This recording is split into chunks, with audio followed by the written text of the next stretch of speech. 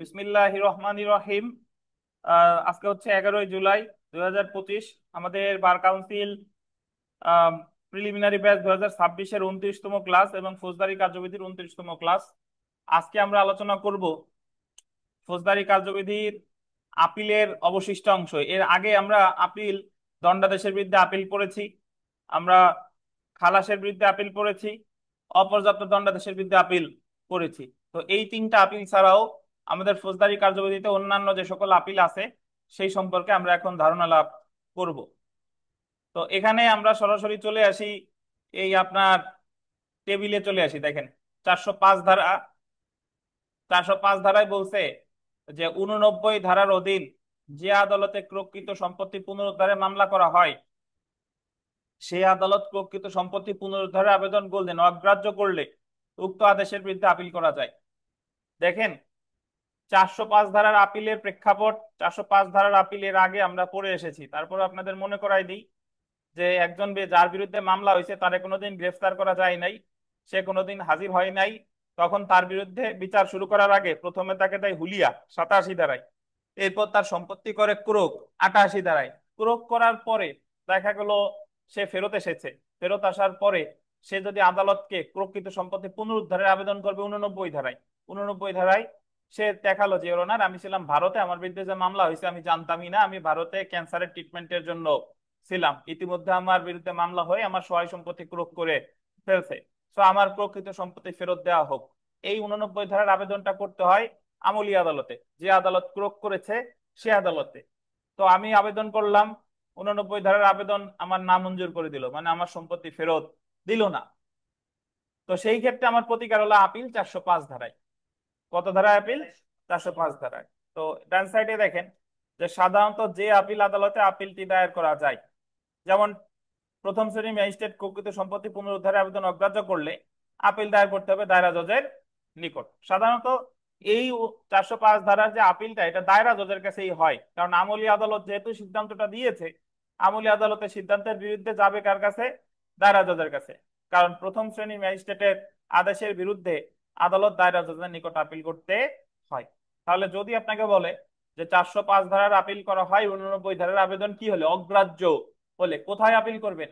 দায়রা জজের কাছে করব। কত ধারায়? 405 ধারা। ধন্যবাদ। এরপরে আমরা চলে আসি 406 ধারা। 406, ম্যাজিস্ট্রেট কোনো ব্যক্তিকে 118 ধারার অধীন বলতেন শান্তি রক্ষা বা সদাচরণের জন্য মুচলেকার আদেশ দিলে উক্ত আদেশের বিরুদ্ধে ম্যাজিস্ট্রেট, আমরা এর আগে ভালোভাবে পড়ছি যে দায়রা আদালত বলেন, সরি, মানে আপনার শান্তি রক্ষা বলেন আর সদাচরণের মুচলেকা বলেন, এই এটা নির্দেশ দেয় 118 ধারায়। তো 118 ধারায় মুচলেকার নির্দেশ দিলে এর বিরুদ্ধে প্রতিকার হচ্ছে আপিল। কত ধারায় আপিল? 406 ধারায় আপিল। দেখেন কার কাছে করা যায়? দায়রা আদালতে আপিল করা যায়। দায়রা আদালত মানে হলো দায়রা জজ। এই আপিলটা তাহলে 405-এর আপিলও দায়রা জজ, 406-এর আপিলও কি দায়রা জজ। ধন্যবাদ। আমরা 406 কতে চলে আসি। দেখেন 406 কটা বেশ গুরুত্বপূর্ণ এবং এখানে বোঝার কিছু বিষয় আছে। 406 কতে বলেছে যে 122 ধারার অধীন জামানত এর পাশে লেখেন জামিনদার, জামানত বা নিচে লেখেন জামিনদার। তাহলে ভাষাটা হবে 122 ধারার অধীন জামানত বা জামিনদার গ্রহণ করতে অস্বীকার করা, বা আবার জামানতের সাথে জামিনদার লেখেন জামানত বা জামিনদার নাকচ করার আদেশের বিরুদ্ধে।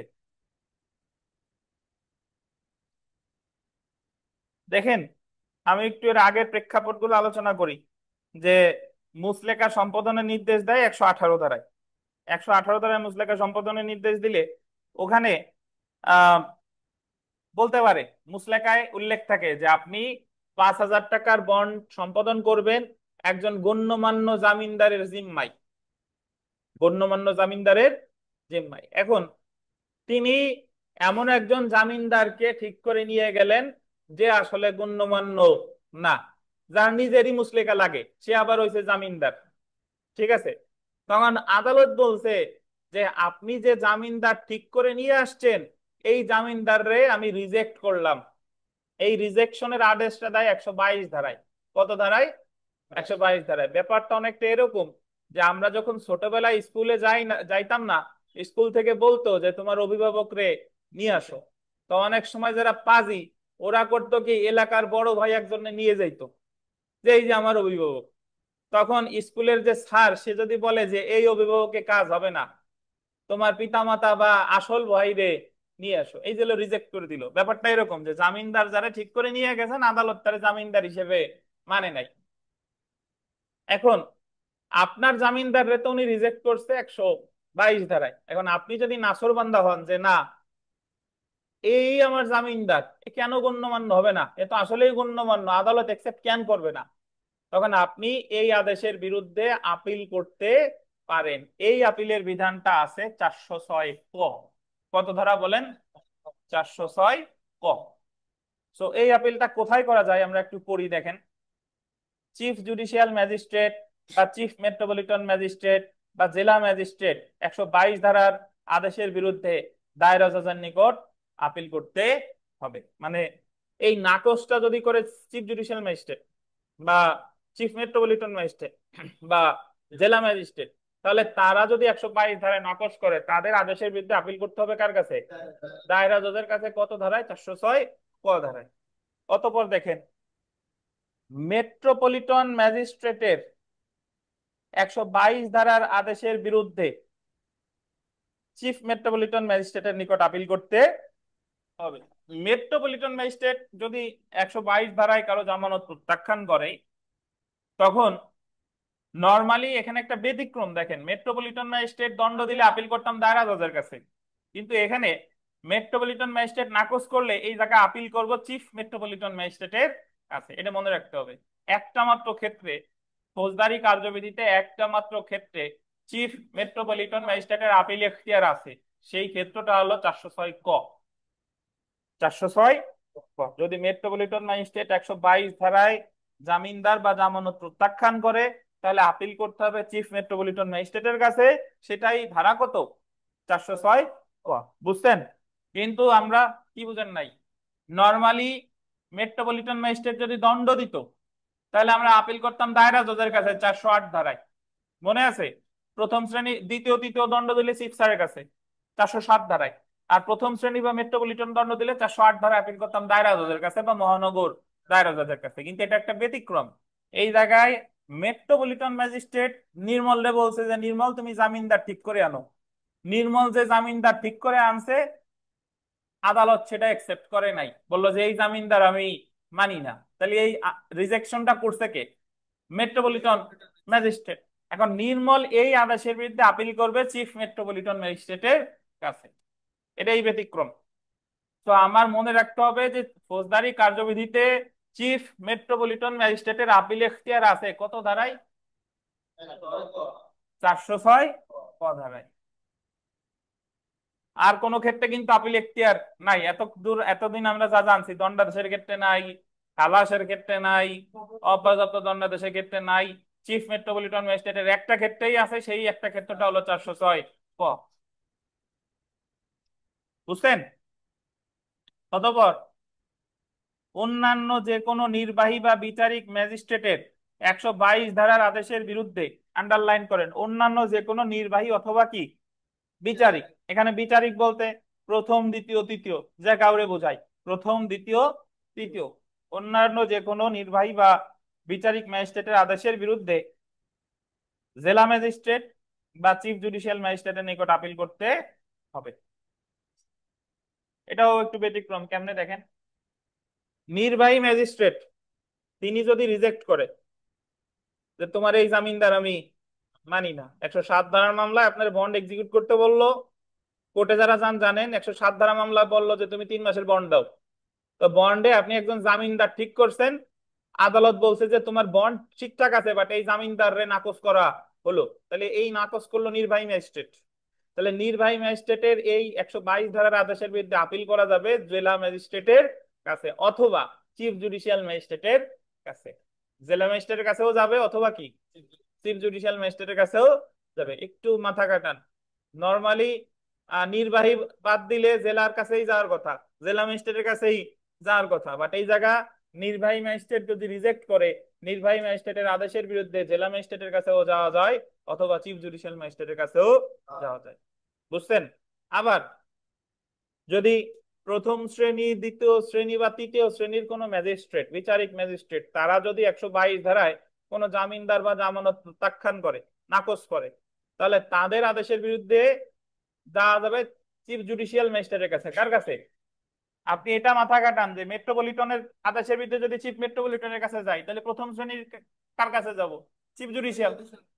চিফ জুডিশিয়ালের কাছে যাওয়া যাবে, অথবা জেলা ম্যাজিস্ট্রেটের কাছেও যাওয়া যাবে।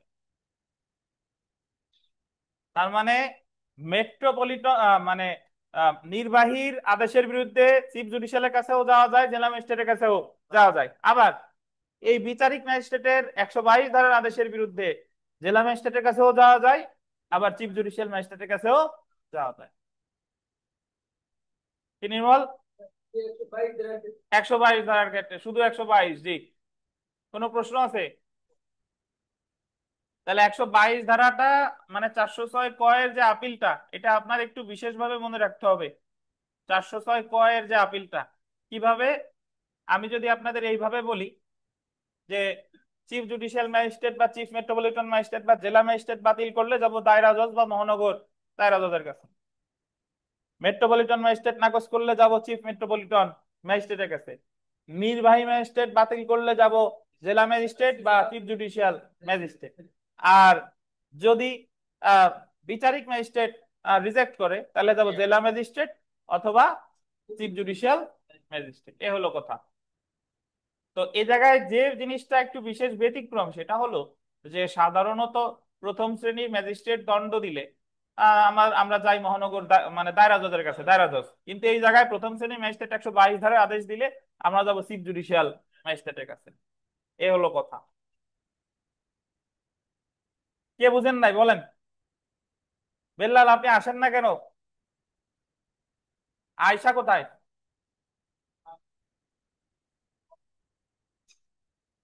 কি হয়েছে? কোথায় অপারেশন করছে? ঢাকাতে? উনি কি ঢাকাতে? আচ্ছা। দেখেন, 476 খ, এই ধারাটাও আমরা এর আগে পড়ছি, আপনারা হয়তো ভুলে গেছেন। 476 খ দেখেন, 476 এবং 476 ক ধারায় কমপ্লেইন দায়েরের আবেদন প্রত্যাখ্যান করে গোল্ডেন দেওয়ানি রাজস্ব এবং ফৌজদারি আদালত কর্তৃক প্রদত্ত আদেশের বিরুদ্ধে আপিল দায়ের করা যাবে কত ধারায়? 476 খ ধারায়। কোথায় আপিল করা যায়? বিচারিক আদালত যে আদালতের অধীনস্থ সেই আদালতে আপিল দায়ের করতে হবে। বিচারিক আদালত যে আদালতের অধীনস্থ, এই লাইনটা যদি আমার বুঝাইতে হয়, অনেক কথা আমাকে বলতে হবে এবং এই কথাগুলো আপনার মনোযোগ দিয়ে শুনতে হবে। কিভাবে দেখেন, ধরেন একটা মামলার বিচার হচ্ছে, উদাহরণস্বরূপ এইভাবে বুঝাই যে একটা জমি জমার মামলার বিচার হচ্ছে, দেওয়ানি মামলার বিচার হচ্ছে, এক পক্ষ ফেরদৌস, এক পক্ষ নির্মল। ফেরদৌস বাদী, নির্মল বিবাদী। এখন এই মামলায় যখন সাক্ষ্য গ্রহণ চলতেছে, সাক্ষ্য গ্রহণ মানে হলো ফেরদৌস সাহেব তার পক্ষের সাক্ষীদের নিয়ে আসছে। এখন ফেরদৌস সাহেব একটা মিথ্যা সাক্ষ্য সাজায় নিয়ে আসছে, মানে আনার কথা যাকে তাকেই আনছে, বাট অন্যজনকে সাজাইয়া। ঠিক আছে? তো এটা জজ সাহেব যখন তার জবানবন্দি নিচ্ছিল বা তাকে জেরা করা হচ্ছিল, তখন সে বিচারকের কাছে ধরা পড়ে গেছে যে আসলে আহ, যে খবির আসার কথা এই খবির না, এই খবির সেই খবির না। তার মানে ফেরদৌস সাহেব এই জায়গায় ওই মামলায় কি দিয়েছে? মিথ্যা সাক্ষ্য প্রদান করেছে। বুঝতে পারছেন? এখন এই মিথ্যা সাক্ষ্য প্রদানের জন্য এই মামলায়, যে মামলাটা বিচার চলতেছে, ওই মামলায় ফেরদৌস সাহেব হারবে কিনা বা জিতবে কিনা সেটা পরের বিষয়। বাট এই যে যে দেওয়ানি আদালতে বিচারের সময় যে একটা মিথ্যা সাক্ষ্য দেওয়া হলো, এটা স্বয়ং ওই মুহূর্তে একটা নতুন অপরাধ সৃষ্টি হয়েছে। বুঝতে পারেন কিনা? যে কোনো মামলায়, ফৌজদারি মামলায়, দেওয়ানি মামলায়, রাজস্ব মামলায়, যদি যে কোনো মামলায় মিথ্যা সাক্ষ্য দেওয়া হয় বা জাল দলিল দেওয়া হয়, তাহলে ওই মামলায়, যে মামলায় দেওয়া হলো সেই মামলা ছাড়াও এই যে যে জাল দলিল দেখানো হলো, মিথ্যা সাক্ষ্য দেওয়া হলো, ওটা স্বয়ং একটা কি নতুন অপরাধ। বুঝছেন? এখন এই মিথ্যা সাক্ষ্য দান যদি নতুন অপরাধ হয়, তাহলে এই মিথ্যা সাক্ষ্য দানের মিথ্যা সাক্ষ্যটা তো আনছে আমাদের আহ ফেরদৌস সাহেব। এখন ফেরদৌস সাহেবের বিরুদ্ধে নতুন একটা মামলা হবে, ফৌজদারি মামলা। কিসের মামলা? মিথ্যা সাক্ষ্য দানের। মিথ্যা সাক্ষ্য দানের। এইটুক তো বুঝছেন। এখন এই মিথ্যা সাক্ষ্য দানের মামলাটা কে করবে? মিথ্যা সাক্ষ্য দানের মামলাটা কে করবে? এটা কি নির্মলের উকিল সাহেব করবে, নাকি নির্মল সাহেব করবে, নাকি অন্য কেউ করবে? তো এই ব্যাখ্যাটা প্রদান করেছে আমাদের ফৌজদারি কার্যবিধির 195 ধারায়। কত ধারায়? 195 ধারায় বলেছে যে যে আদালতে মিথ্যা সাক্ষ্য দিছে, যে আদালতে জাল দলিল দেখাইছে, সেই আদালতকেই বাদী হয়ে মামলাটা করতে হবে। ওই আদালতে যারা উপস্থিত ছিল, বাদী পক্ষের উকিল, বিবাদী পক্ষের উকিল বা অন্যান্য নিরপেক্ষ উকিল, তারা কখনো বাদী হয়ে মামলা করলে এই মামলা আমলে নেওয়া হবে না। তাহলে যে সহকারী জজের আদালতে মিথ্যা সাক্ষ্য দিছে, সেই সহকারী জজকেই বাদী হয়ে মামলাটা কি করতে হবে। এই কথাটাই বলেছে ফৌজদারি কার্যবিধির কত ধারায়? 195। কত বলেন? 195। এটা জেনে দেখেন, প্র্যাকটিসে কাজে লাগবে। যে মিথ্যা সাক্ষ্য দিলে ওই যে আদালতে মিথ্যা সাক্ষ্য দিল, যে আদালতে জাল দলিল দেখালো, সেই আদালতকেই বাদী হয়ে মামলাটা করতে হবে। এই কথাটা বলা আছে ফৌজদারি কার্যবিধির কত ধারায়? 195। একটু বুঝছেন? এখন 476 ধারায়, কত ধারায় বলেন? 476 ধারায় বলতেছে যে আদালত স্বয়ং স্বপ্রণোদিত হয়ে ওই মামলা করতে পারে। মানে যে মিথ্যা সাক্ষ্য দিল, ওই মামলাটা আদালত নিজে বাদী হয়ে করবে, অথবা আদালতকে কেউ মনে করাই দিবে, আবেদন করবে যে ওনার আপনার আদালতে একজন মিথ্যা সাক্ষ্য দিয়েছে, এখন আপনি যদি মামলা না করেন তাহলে এই মামলা অন্য কেউ করলে আমলে নিবে না। এই কথাটা বলা আছে 476 ধারায়। কত ধারায়? 476, 476। বুঝেন? তার মানে ধরেন যে আদালত, যে সহকারী জজ আদালতে মিথ্যা সাক্ষ্য দিল, উনি দেখলাম যে ওনার বাপ বলা না, উনি নিজের ইচ্ছায় মামলা করতেছে না, তখন ওনার কাছে গিয়ে দরখাস্ত দিতে হবে ফৌজদারি কার্যবিধির 476 ধারায়। দরখাস্ত যে কেউ, ওই নির্মল দিতে পারে বা নিরপেক্ষ কোনো উকিল বা ওই আদালতে ওই মুহূর্তে যারা উপস্থিত ছিল যে কেউ দিতে পারে, যে আপনার আদালতে অমুক নাম্বার মামলায় একজন মিথ্যা সাক্ষ্য দিতে গিয়ে ধরা পড়ছে, এখন ফৌজদারি কার্যবিধির 195 ধারা আছে, আপনাকেই বাদী হয়ে মামলাটা করতে হবে, এখন আপনি স্বপ্রণোদিত হয়ে মামলা করেন, এই কারণেই আপনার কাছে 476-এর দরখাস্ত দিলাম। বুঝছেন? এখন উনি যদি ওই আমি যে দরখাস্ত 476-এর দরখাস্ত ধরেন নির্মলের কথাই দিলাম, নির্মলই তো ওই জায়গা ক্ষতিগ্রস্ত হয়েছে, নির্মল যে দরখাস্ত দিছে, নির্মলের দরখাস্ত উনি নামঞ্জুর করে দিছে, যে না আমি কোনো মামলা টামলা কিছু করব না। ঠিক আছে? তাহলে নির্মলের 476-এর দরখাস্ত যদি নামঞ্জুর হয়, তাহলে নির্মলের প্রতিকার 476 খতে আপিল। কি বলেন? 476 খতে আপিল। অথবা যদি নির্মল দরখাস্ত দিছে, দরখাস্ত দেওয়ার পরে ওই সহকারী জজ নির্মলের দরখাস্ত মঞ্জুরও করে নাই, না মঞ্জুরও করে নাই, মানে মামলাও করে নাই, আবার ওই দরখাস্ত না মঞ্জুরও করে নাই, ঝোলাই রাখছে, তখন নির্মল যে দরখাস্ত দিবে সহকারী জজ যার অধীনস্থ তার কাছে, সহকারী জজ অধীনস্থ কার? ওই জেলা জজের, জেলা জজের কাছে গিয়ে দরখাস্ত দিবে 476 ক ধারায়, যে অমুক তারিখে মিথ্যা সাক্ষ্য দিছিল, ওনার কাছে 476 ধারায় দরখাস্ত দিছিলাম, উনি মামলা করে নাই, আমার দরখাস্ত নামঞ্জুরও করে নাই, এখন আপনার এখতিয়ার আছে, আপনি মামলা করেন, এই কারণে আপনার কাছে দরখাস্ত দিলাম 476 ক ধারায়। উনিও যদি 476 ক এর দরখাস্ত রিজেক্ট করে দেয়, তাহলেও নির্মলের প্রতিকার 476 খতে আপিল। এবার এই লাইনটা পড়ি, এবার বুঝবেন, দেখেন 476 এবং 476 ক ধারায় কমপ্লেইন দায়েরের আবেদন প্রত্যাখ্যান করে, কমপ্লেইন দায়েরের আবেদন করছিলাম ওনার কাছে যে আপনার আদালতে মিথ্যা সাক্ষ্য দিছিল, আপনি মামলা করেন, ওনার কাছে দিয়েছিলাম 476, ওনার উচ্চ আদালতে দিয়েছিলাম 476 ক। দেওয়ানি, রাজস্ব বা ফৌজদারি আদালত কর্তৃক প্রদত্ত আদেশের বিরুদ্ধে আপিল দায়ের করা যাবে। কত ধারায়? 476 খ ধারায়। বুঝছেন? তাহলে এই যে দেখেন, যে বিচারিক আদালত যে আদালতের অধীনস্থ সে আদালতে আপিল দায়ের করতে হবে। কিন্তু এই আপিলটা আসলে নির্ভর করে, যে যদি উদাহরণস্বরূপ আমি এইভাবে বলি যে জেলা জজ যদি মামলা না করে, তাহলে 476 খ ধারায় আপিল করবো হাইকোর্টে। বুঝছেন? যদি মিথ্যা সাক্ষ্য দিত তৃতীয় শ্রেণী ম্যাজিস্ট্রেট আদালতে, তাহলে তৃতীয় শ্রেণী ম্যাজিস্ট্রেট আদালতে আমি দরখাস্ত দিতাম 476-এ, উনি যদি সেটা নামঞ্জুর করতো, তাহলে উনার আদেশের বিরুদ্ধে আপিল করতাম চিফ স্যারের কাছে। ধরেন ওনার কাছে দরখাস্ত দিয়েছি 476, উনি নামঞ্জুর করে নাই, মামলাও করে নাই, তাহলে দরখাস্ত দিতাম যায় 476 কতে চিফ স্যারের কাছে। চিফ স্যার যদি রিজেক্ট করে দিত তাইলে আপিল করতাম কার কাছে? তার জজের কাছে 476 ধারায়। একটু অন্যমনস্ক হয়ে গেলে আর বুঝতে পারবেন না। ঠিক আছে, খুব গুরুত্বপূর্ণ জিনিস।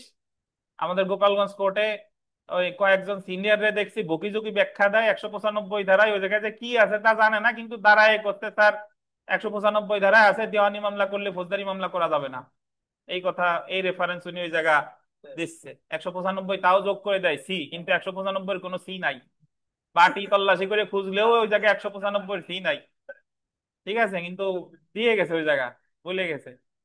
তো 195-তে অ্যাকচুয়ালি যে বিষয়টা আছে সেটা হলো যে আদালতে মিথ্যা সাক্ষ্য দিছে, যে আদালতে জাল দলিল দেখাইছে, সেই আদালতকে বা সেই সরকারি কর্মকর্তাকেই বাদী হয়ে মামলাটা করতে হবে। আর উনারে মামলা করার কথা মনে করাই দিব 476-এ। উনি যদি আমার 76-এর দরখাস্ত নামঞ্জুর করে তাহলে আপিল করবো 476 খতে। আর উনি যদি আমার 476-এর দরখাস্ত নামঞ্জুর না করে তাহলে উনার উচ্চ পদস্থ আদালতে গিয়ে আবেদন করবো 476 কতে। সে যদি নামঞ্জুর করে তাহলে তো আপিল আছে এই 476 কতে। মানে ওনার উচ্চ আদালতে কখনো কখনো আবেদনের ক্ষমতা আছে, আবার আপিলের ক্ষমতা হুম আছে। হুম হুম। কি নির্মল, বুঝছেন? তাহলে আমরা বিগত বছরের একটা প্রশ্নে আসি, দেখেন।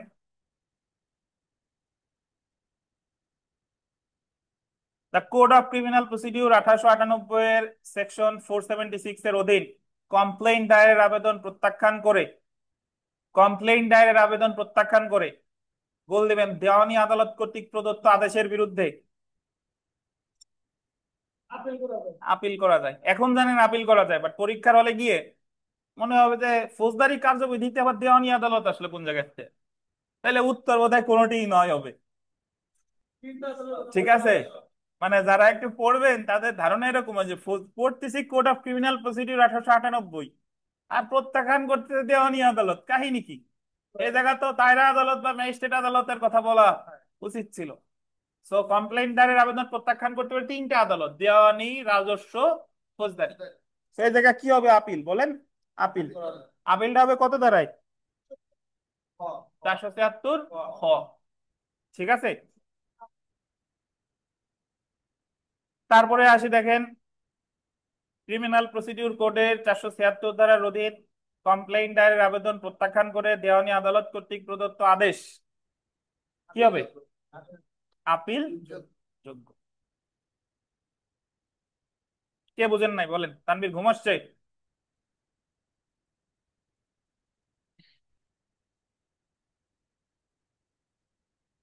এ পিজুর সাহেব, বুঝছেন? চা খান, দরকার হলে ওই আমরা নামাজে যাবো, যদিও চা খান সমস্যা নাই। বলবেন যে তোমায় আমি বুঝি না আবার বুঝি।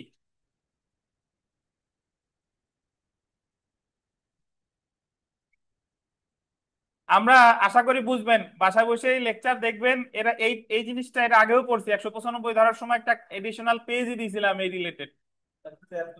হ্যাঁ, তো আমরা পরের পেজে চলে আসি, দেখেন যে সকল ক্ষেত্রে আপিল চলে না, cases in which no appeal lies. এই যে লিখিত পরীক্ষায় গরম গরম প্রশ্ন আসছে 5 মার্কের, কোন কোন ক্ষেত্রে আপিল চলে না? ও চা খান নাই? হ্যাঁ, আচ্ছা।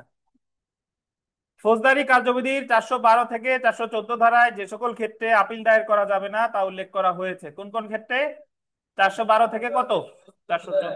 নিম্নলিখিত ক্ষেত্রে আপিল দায়ের করা যাবে না। প্রথমে আমরা চলে আসি চার ধারা 412 দোষ স্বীকারের ক্ষেত্রে, in case of guilty plea. Nirmal বলেন গিলটি প্লিট কাকে বলে? এই দাঁড়ান দাঁড়ান দাঁড়ান, এই যে মাইক্রোফোন আছে, নেন। লাল লাল হাওয়া সুদের। স্যার, আসামি যখন তার নিজের দোষ স্বীকার করে, এটা গিলটি প্লিট বলে। বলেন আপনি তো স্বীকার করেন। আমি তো ফেরদৌস সাহেব রে দেন। ফেরদৌস সাহেব, আপনি তো এই মুহূর্তে পলাতক আছেন, তারপরেও বলেন গিলটি প্লিট করবেন কিনা। গিলটি প্লিট আছে কত ধারায় বলেন? ধারণা বলেন, ব্যাপারটা বলেন, হোয়াট ইজ গিলটি প্লি? দিন মোহাম্মদ সাহেব দিন। স্যার, যখন চার্জ গঠন করা হয় তখন জিজ্ঞাসা করা হয় আপনি কি দোষী কিনা। হ্যাঁ, তখন 243 ধারায় যদি দোষ স্বীকার করে, ওখানে আছে প্লি অফ গিলটি। ওটারে গিলটি প্লিট বলে। জি স্যার। তাহলে ওই যে যে আমরা 164-এ যে দোষ স্বীকার করতেছি, ওই যে অপরাধ করার সাথে সাথেই, অপরাধ করার সাথে সাথেই ম্যাজিস্ট্রেটের কাছে যে দোষ স্বীকার করছি, ওটা কি গিলটি প্লিট কিনা? ওটা হচ্ছে দোষ স্বীকার, কনফিউশন, এটা ওটা আছে কনফেশন। ধন্যবাদ। এটা কনভিকশন। তো গিলটি প্লিট ইন বাংলায় দুটোরই দোষ স্বীকার বলে, মানে আমি কোনো অপরাধ করার সাথে সাথে ওই প্রথম শ্রেণী ম্যাজিস্ট্রেটের কাছে গিয়ে দোষ স্বীকার করতেছি, রেকর্ড করতেছি 164, এটার বলে কনফেশন। আর যখন চার্জ গঠনের সময় জিজ্ঞাসা করলো, চার্জ গঠনের পরে যে আপনার বিরুদ্ধে এত এত দ্বারা চার্জ গঠন করা হলো, আপনি কি দোষী নাকি নির্দোষ, তখন সে যদি বলে আমি দোষী, এটারে বলে গিলটি প্লি বা প্লি অফ গিলটি। দেখেন, সো দোষ স্বীকারের ক্ষেত্রে in case of guilty pleat, আসামি দোষ স্বীকার করলে এবং তার উপর ভিত্তি করে আসামিকে দণ্ড দিলে সেই দণ্ডাদেশের বিরুদ্ধে আপিল করা যাবে না। এইটার অর্থ কি? আসামি দোষ স্বীকার করছে এবং দোষ স্বীকারের উপর ভিত্তি করে তাদের যদি দণ্ড দিয়ে দেয় তাহলে আর আপিল করা যাবে না। কিন্তু বলেন,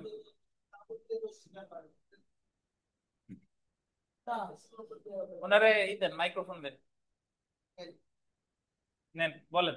স্যার, কেউ যদি দোষ মানে চাপে পড়ে দোষ স্বীকার কি করে সেই ক্ষেত্রে চাপ দিছে? কি দিয়ে, সত্তা দিয়ে নাকি প্লাস দিয়ে, কি না, দিয়ে দিছে অনেক বলেন? সময় হয় যে যারা হ্যাঁ, পুলিশ কর্মকর্তারা তো যে অনেক সময় রিমান্ডে নিয়ে যে তুই এই দোষ স্বীকার করবি, নাইলে কিন্তু খবর আছে এরপরে কোর্টে গেছেন কোন সময়? না স্যার।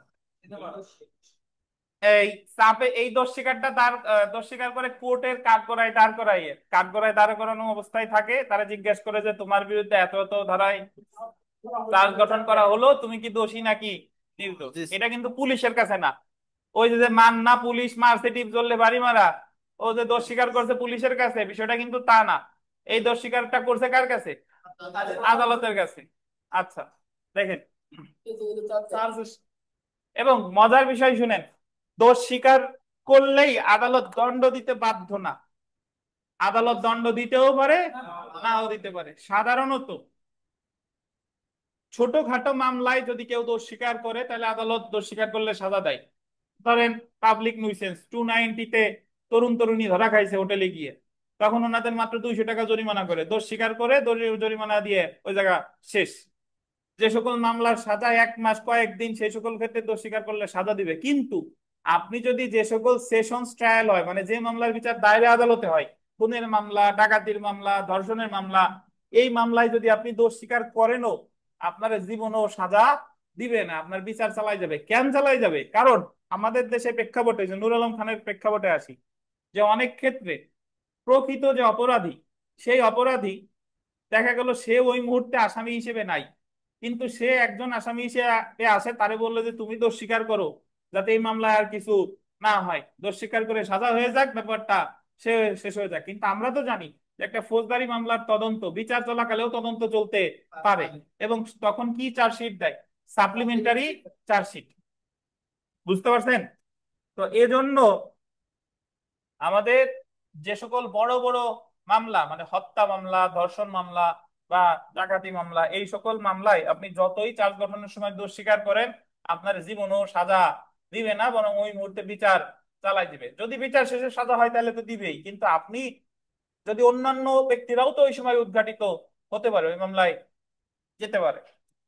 ফৌজদারি কার্যবিধিতে গতকাল একটা সংশোধনী আনা হয়েছে, 173A, যেখানে বলা হয়েছে এখন 173A তে আছে যে বর্তমানে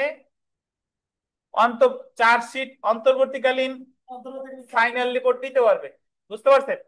অন্তর্বর্তীকালীন মানে পুরোপুরি পুলিশ প্রতিবেদন দেয় নাই, তার আগেই অন্তর্বর্তীকালীন প্রতিবেদন দিয়ে কাউরে অব্যাহতি দিতে পারে। আবার চূড়ান্ত প্রতিবেদন মানে পরবর্তীতে যখন ফাইনাল ফাইনাল রিপোর্ট বা চার্জশিট পরবর্তীতে যখন মানে ফাইনালি পুলিশ রিপোর্ট দিবে, তখন আবার যারে অব্যাহতি দিছিল তারে আবার পরে ঢোকাইতে পারে।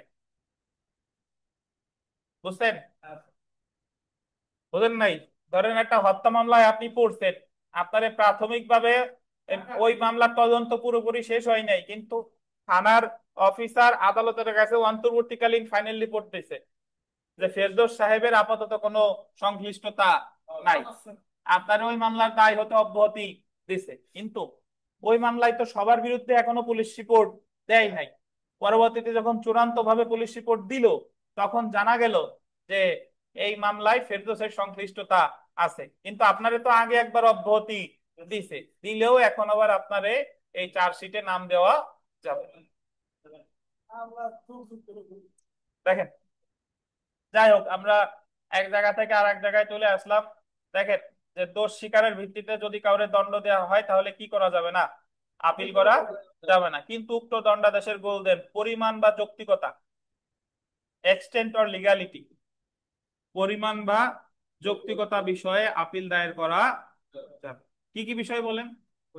পরিমাণ বা যৌক্তিকতা, যেমন দোষ স্বীকার করার পরও অধিক দণ্ড দিলে দণ্ডের পরিমাণ, কোয়ান্টাম অফ সেন্টেন্স, বৈধতার বিষয়ে আপিল করা যেতে পারে।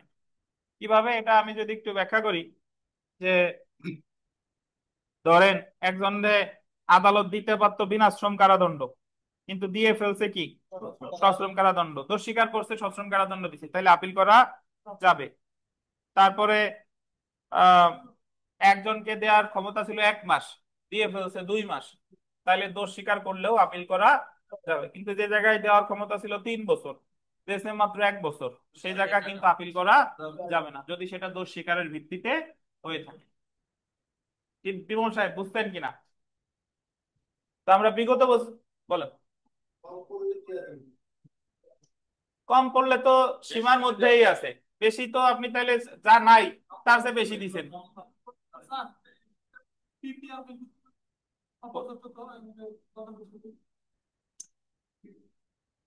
এটা তো অপর্যাপ্ত দণ্ডাদেশের, তো পিপি তো দণ্ড বৃদ্ধির আপিল করতেছে, আসামি আপিল করতে পারবে না, সেটাই দেখেন। দেখেন, বিগত বছরের প্রশ্ন, দোষ স্বীকারের প্রেক্ষিতে প্রদত্ত রায়ের বিরুদ্ধে আসামি কোন প্রশ্নে আপিল করতে পারেন? দণ্ড। কি বলেন? দণ্ড। দণ্ড মানে হলো, মনে হয়েছে যে এই দণ্ড তার জন্য বেশি হয়ে গেছে।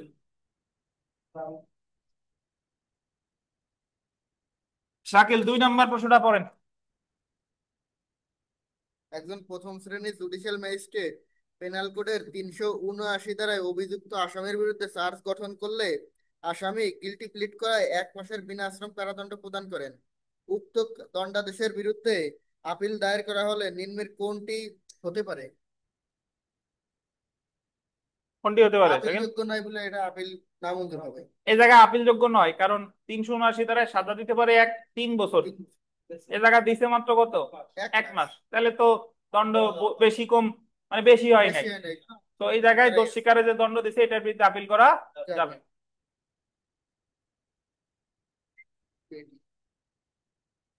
কি রুবেল নাকি? দেখেন,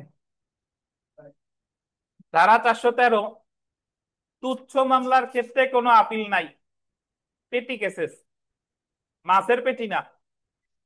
দেখেন, ফৌজদারি কার্যবিধির 413 ধারা অনুসারে কোনো দণ্ডিত ব্যক্তি আপিল করতে পারবে না যদি, এটা বিবিআই 413 ধারাটা বিশেষ করে গুরুত্বপূর্ণ, দায়রা আদালত গোল্ডেন অনধিক 1 মাসের কারাদণ্ড প্রদান করে। দায়রা আদালত মানে হলো দায়রা জজ, অতিরিক্ত দায়রা জজ, যুগ্ম দায়রা জজ, এই 3 জনের যে কেউ যদি 1 মাস কারাদণ্ড দেয়, তাহলে সেই কারাদণ্ডের বিরুদ্ধে আপিল করা যাবে না। বুঝছেন?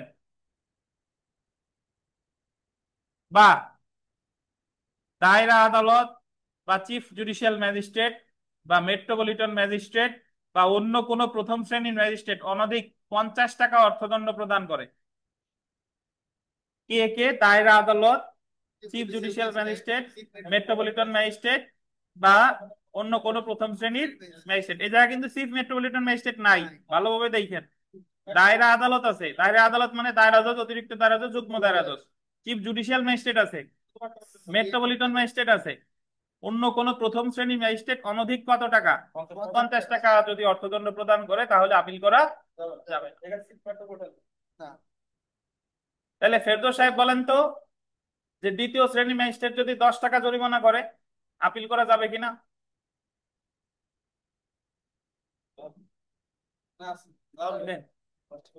দ্বিতীয় শ্রেণীর ম্যাজিস্ট্রেট, প্রশ্ন শুনে আগে, দ্বিতীয় শ্রেণীর ম্যাজিস্ট্রেট 10 টাকা জরিমানা করছে, আপিল করা যাবে কিনা?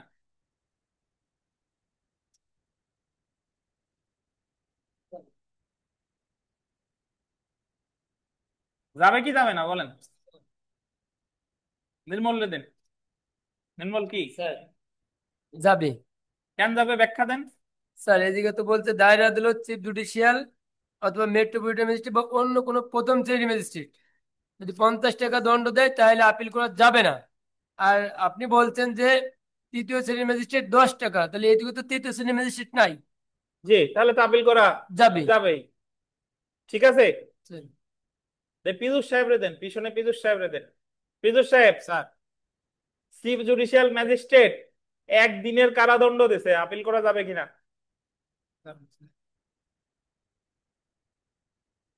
বিল্লাল রে দেন। চিফ জুডিশিয়াল ম্যাজিস্ট্রেট একদিনের কারাদণ্ড দিছে, আপিল করা যাবে কিনা? না স্যার, যাবে না স্যার। কোন কোন জায়গা বলা আছে যাবে না, বলেন, রেফারেন্স দেন।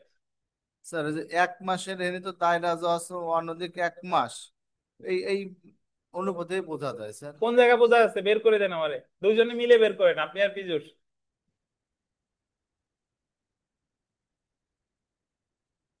বের করেন। নির্মল, আপিল করা যাবে? চিফ জুডিশিয়াল ম্যাজিস্ট্রেট একদিন কারাদণ্ড দিছে, আপিল করা যাবে কিনা বলেন? স্যার যাবে। অন্যরা দুজনকে বলে যাবে না, স্যার যাবে। বেশি বোঝে কিরা তাইলে, আপনি না অন্যরা? জুডিশিয়াল যদি কারাদণ্ড দেয়, সাজা দেয়, তাহলে আপিল করা যাবে না। একদিন দিছে, একদিন, সেই ক্ষেত্রে যাবে না স্যার। সেই ক্ষেত্রে যাবে না। তাহলে আপনিও তো ঘোড়ার ডিম বসছেন। দেখেন, দেখেন, এই জায়গায় বলছে যে দায়রা আদালত অনধিক 1 মাস, মানে এই বিধানটা শুধু দায়রা আদালত 1 মাস পর্যন্ত দিলে আপিল করা যাবে না, অর্থাৎ দায়রা আদালত একদিন থেকে শুরু করে 30 দিন পর্যন্ত দিলে এই দণ্ডাদেশের বিরুদ্ধে আপিল করা যাবে না। কিন্তু দায়রা আদালত ছাড়া অন্যান্য যত আদালত আছে তারা যদি একদিনও কারাদণ্ড দেয় তাহলেও কি করা যাবে, আপিল করা যাবে। চিফ জুডিশিয়াল ম্যাজিস্ট্রেট একদিন কারাদণ্ড দিলেও আপিল করা যাবে। বুঝছেন? আপনাদের মাথায় যে জিনিসটা খেলা করে সেটা হলো মাত্র একদিন, তো তাই মনে হয় আপিল করা যাবে না, এটা ভাবেন। মানে আবেগ রে গুরুত্ব দেন বেশি, আবেগ রে, বিবেক রে দেন না। তাহলে একদিন কে দিলে যেত না, দায়রা জজ, অতিরিক্ত দায়রা জজ বা যোগ্য দায়রা জজ, শুধু একদিন না, ওনারা 30 দিন পর্যন্ত দিলে আপিল করা যেত না। কিন্তু উন্ডা ছাড়া, হ্যাঁ, উন্ডা ছাড়া, ওই 3 জন ছাড়া আর অন্য যদি কেউ কোন ম্যাজিস্ট্রেট একদিনও কারাদণ্ড দেয় তবুও আপিল করা যাবে। বুঝতেন কিনা? বুঝতেন? তাহলে যেটা বোঝা গেল যে বিল্লাল, নির্মল আর পীযূষ, নির্মল কিন্তু বেশি বোঝে না, আপনাকে সমান সমানই। ও প্রথমে ভাবতেছিল বেশি বোঝে, কিন্তু পরে কিন্তু বলছে যে আপিল করা যাবে না। দেখেন, স্যার এখানে আচ্ছা, চিফ মেট্রোপলিটন যদি 40 টাকা জরিমানা করে তাহলে তো আপিল করা যাবে। জি, দেখেন, অন্যদিকে যদি আদালত শুধুমাত্র জরিমানা আরোপ করে, আন্ডারলাইন করেন, শুধুমাত্র জরিমানা আরোপ করে, শুধুমাত্র জরিমানা, মানে ওই জায়গায় কোনো কারাদণ্ড দেয় নাই, শুধুমাত্র জরিমানা আরোপ করে, উক্ত জরিমানা প্রদানে ব্যর্থতার কারণে আদালত দণ্ড আরোপ করলে উক্ত দণ্ডাদেশের বিরুদ্ধে আপিল করা যাবে। যাবে। দেখেন, আমরা যখন ওই দণ্ডবিধি পড়বো, এই দণ্ডবিধির 67 ধারায় বলা আছে যে শুধুমাত্র অর্থদণ্ড দিলে, অর্থদণ্ড অনাদায়ে 50 টাকা পর্যন্ত হবে 2 মাস, 100 টাকা পর্যন্ত হবে 4 মাস, 100 টাকার বেশি হলে কয় মাস, 6 মাস। এখন একজন ব্যক্তিরে 200 টাকা জরিমানা করছিল, 200 টাকা না দেওয়ার কারণে তারা 2 মাস কারাদণ্ড দিছে, দিতেই পারে। এখন ওই কারাদণ্ডের বিরুদ্ধে আর সে আপিল করতে পারবে না। সে আপিল যদি করতেই হতো তাহলে অর্থদণ্ডের বিরুদ্ধে করতো, অর্থদণ্ডের বিরুদ্ধে করে নাই, এখন অর্থদণ্ড অনাদায়ে যে কারাদণ্ড দিবে এটার বিরুদ্ধে আপিল করা যাবে। তাহলে 413 ধারার শানে নুজুল যেটা দাঁড়ালো যে 413 ধারায় দায়রা আদালত অনধিক 1 মাসের কারাদণ্ড দিলে আপিল করা যাবে না। দায়রা আদালত, chief judicial magistrate, metropolitan magistrate, প্রথম শ্রেণী ম্যাজিস্ট্রেট অনধিক 50 টাকা জরিমানা করলে আপিল করা যাবে না। অথবা যদি কেউ কাউকে শুধু অর্থদণ্ড দেওয়া হয়, অর্থদণ্ড অনাদায়ে যে কারাদণ্ডটা হবে সেটার বিরুদ্ধেও আপিল করা যাবে না। এই হলো আপনার 413 ধারা, ভালোভাবে পড়ে ফেলবেন। আমার কাছে যদি জানতে চাওয়া হয় যে কোনটার বিরুদ্ধে আপিল করা যাবে কি যাবে না, আমি তো আবেগ দিয়ে বলবো না, আমি 413-তে কি আছে ওইটা পড়ে বলবো যে ওই জিনিসটা এর ভিতরে আছে কিনা।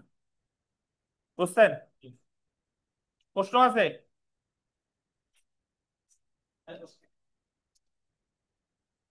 নেন দেন, ওনার লাইট জ্বলে আগে সেটা দেখে নেন। নেন বলেন। স্যার তৃতীয় শ্রেণী ম্যাজিস্ট্রেট হ্যাঁ 10 টাকা ইয়ে করলে অর্থদণ্ড করলে তাহলে আপিল করা গেল কি তৃতীয় আর দ্বিতীয় শ্রেণীর ম্যাজিস্ট্রেট এই জন্যে? হ্যাঁ, প্রথম শ্রেণী ম্যাজিস্ট্রেট তো 50 টাকা পর্যন্ত দিলে আপিল করা যাবে না। প্রথম শ্রেণী ম্যাজিস্ট্রেট 1 টাকা দিলে, 51 টাকা দিলে আবার আপিল করা যাবে। আর দ্বিতীয় তৃতীয় কথা কিছু বলে নাই। দ্বিতীয় তৃতীয় শ্রেণী ম্যাজিস্ট্রেট যে জরিমানাই দেখ না কেন আপিল করা যাবে। হ্যাঁ, এখন আপনার একটা জিনিস মাথায় আসতে পারে যে মাত্র 10 টাকা আপিল কেন করব, বা মাত্র একদিন খাইতেই গেলাম আপিল কেন করব। এই জিনিস উকিল সাহেবের তো টাকা দিলে আরো বেশি টাকা দেওয়া লাগবে। সব সময় তো টাকা দিয়ে কাজ হয় না ভাই। আপনি যদি দণ্ড খাটেন তাহলে তো আপিল যদি না করে দণ্ড খাটেন তাহলে তো প্রমাণিত হলো যে আপনি ওই কাজটা আসলে করছেন। ঠিক আছে, দেখেন তো জেনে রাখা ভালো। তো দেখি আমরা, যেহেতু উপরে লিখিত, সরি 414 ধারা তো পড়ি নাই, 414 ধারাটা একটু পড়ি। সংক্ষিপ্ত বিচারে কতিপয় দণ্ডের বিরুদ্ধে আপিল নেই। সংক্ষিপ্ত বিচারের কতিপয় দণ্ডের বিরুদ্ধে আপিল নেই।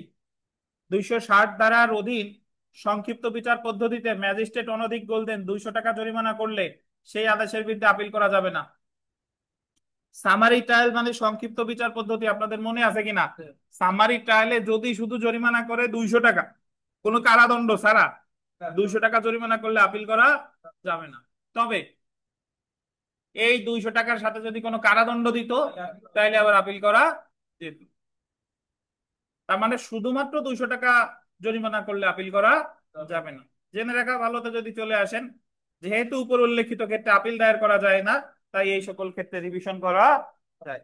যেহেতু উপর উল্লেখিত ক্ষেত্রে আপিল করা যায় না, তাই এই সকল ক্ষেত্রে কি করা যায় বলেন? রিভিশন করা যায়।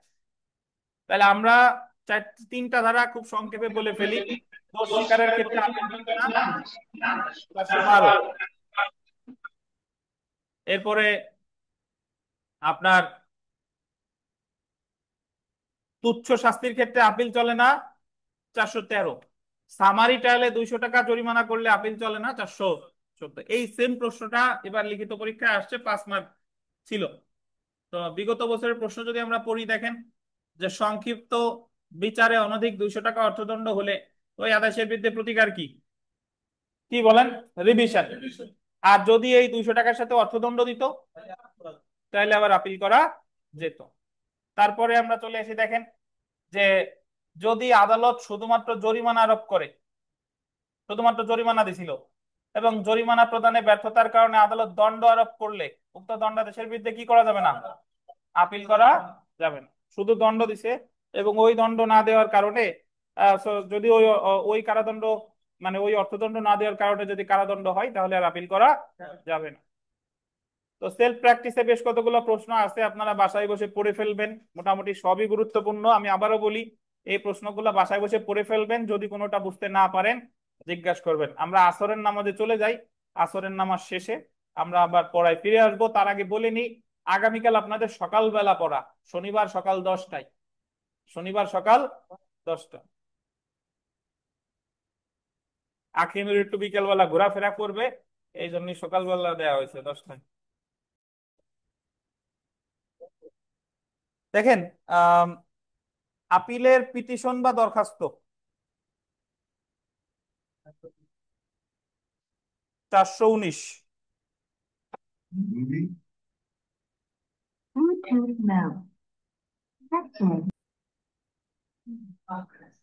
দেখেন আপিলের পিটিশন বা দরখাস্ত বা পিটিশন অফ আপিল 419 ধারা দায়ের পদ্ধতি। দেখেন প্রত্যেকটি আপিল দায়ের করতে হবে পিটিশন বা দরখাস্ত আকারে। তো মূল মামলায় যদি থানায় করে সেটাকে বলে এজাহার বা জিডি, আর যখন কোর্টে করে সেটাকে বলে নালিশ বা কমপ্লেইন বা অভিযোগ। আর আপিলটা যে লিখিত দরখাস্তের মাধ্যমে দায়ের করা হয় সেটাকে বলে পিটিশন বা দরখাস্ত। এবং এই কথাটা বলা হয়েছে 419 ধারায়। আমাদের ফৌজদারি আপিল পিটিশন বা দরখাস্ত আকারে দায়ের করা হয় এবং দেওয়ানি আপিল হচ্ছে আপনার মেমোরান্ডাম বা স্মারকলিপি আকারে। মেমোরান্ডাম বা স্মারকলিপি। তো পরীক্ষায় প্রশ্ন আসতে পারে যে আপিল কি আকারে দায়ের করা হয়। অতঃপর দেখেন, আপিলের পিটিশন আপিলকারী বা বা শব্দটা গোল্ডেন, আপিলকারী বা তার উকিল দাখিল করবে।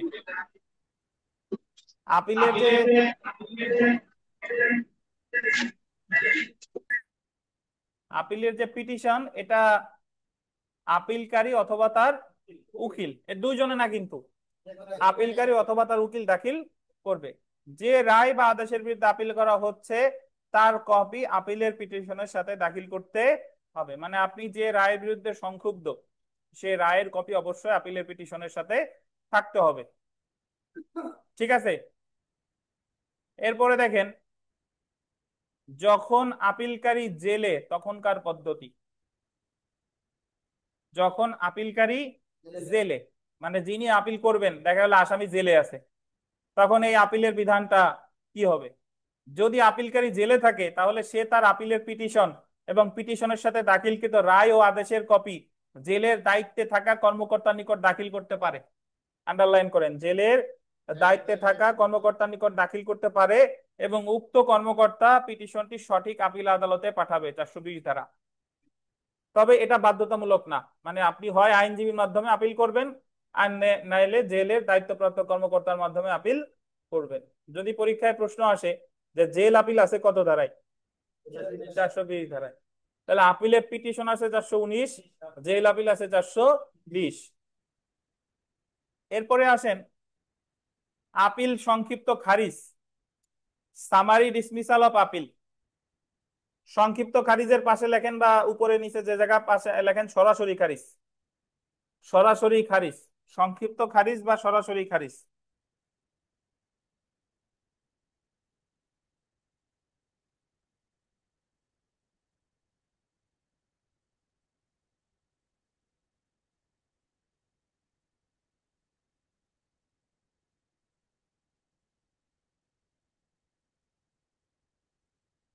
দেখেন, আপিলের সংক্ষিপ্ত খারিজ 421 ধারায় আপিল আদালত কোনো আপিল সংক্ষিপ্তভাবে খারিজ করতে পারে।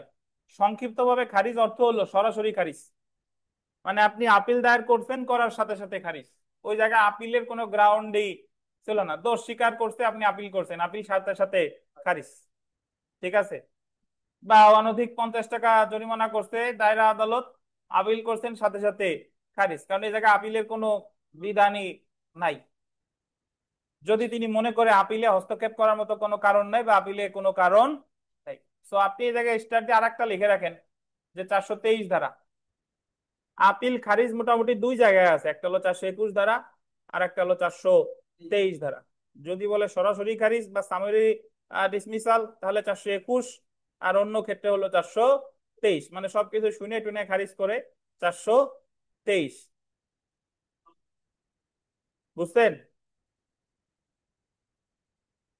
422 দিয়ে লেখেন আপিলের নোটিশ। ধারা 422 দিয়ে লেখেন আপিলের নোটিশ।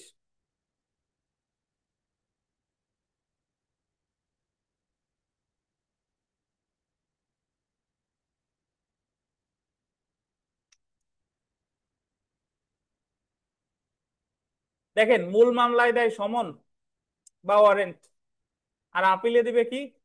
নোটিশ। 422 ধারায়।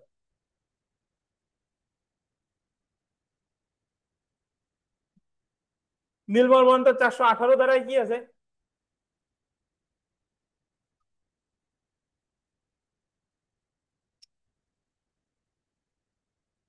তানবিন বলেন, ইসমাইল কি বলা আছে বলেন।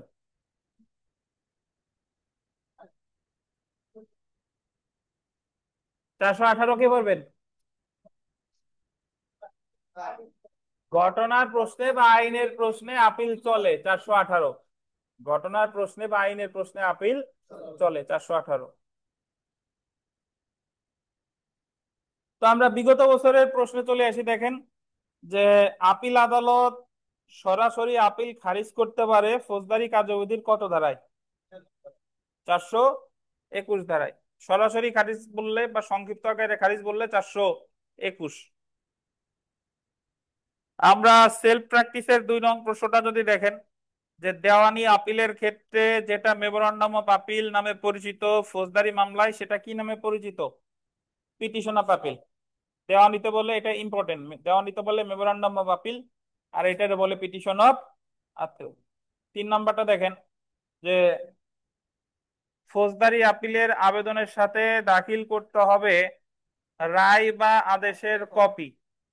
ফৌজদারি মামলায় প্রত্যেকটি আপিলের আবেদনের সাথে দাখিল করতে হবে রায় বা আদেশের কপি। অতঃপর 4 নম্বর প্রশ্নটা দেখেন, প্রত্যেকটি ফৌজদারি আপিল দায়ের করতে হবে আপিলকারী বা তার আইনজীবী কর্তৃক। কে কর্তৃক বলেন? আপিলকারী বা তার আইনজীবী কর্তৃক। 6 নম্বর প্রশ্নটা দেখেন, ফৌজদারি কার্যবিধির ড্যাশ ধারায় জেল আপিলের বিধান আছে। ফৌজদারি কার্যবিধির কত ধারায়? 420 ধারায় জেল আপিলের বিধান আছে। বলেন।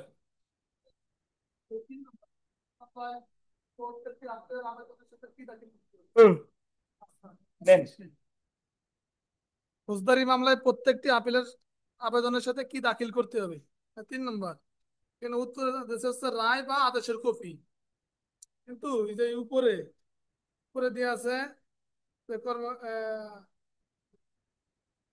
রায় ও আদেশের কপি, এটা কি যে কোনো একটা করতে হবে নাকি দুইটাই দাখিল করতে হবে? রায় আদেশ কি বাহ, এখানে ও দিয়ে আছে, মানে তো বা যেটা বা ও বললে দুইটাই বোঝায়, রায়ের কপিও বলে আদেশের। আপনি কি সবসময় রায়ের বিরুদ্ধে আপিল করেন? আদেশের আপনাদের রায় তো দেয় একেবারে মামলা শেষে গিয়ে। অনেক সময় তো আপনি ওই যে 89 ধারার আবেদন নামঞ্জুর করে দিছে, ওটা আদেশ না? আদেশ। তারপরে 122 ধারায় জামানত নামঞ্জুর করে দিছে, ওটা কি আদেশ না? আদেশ। তো এই যেই তো রায় তো একটা মামলায় যায় দেয় কখন? শেষে গিয়ে। এই কারণে বলছে রায় বা আদেশের কপি।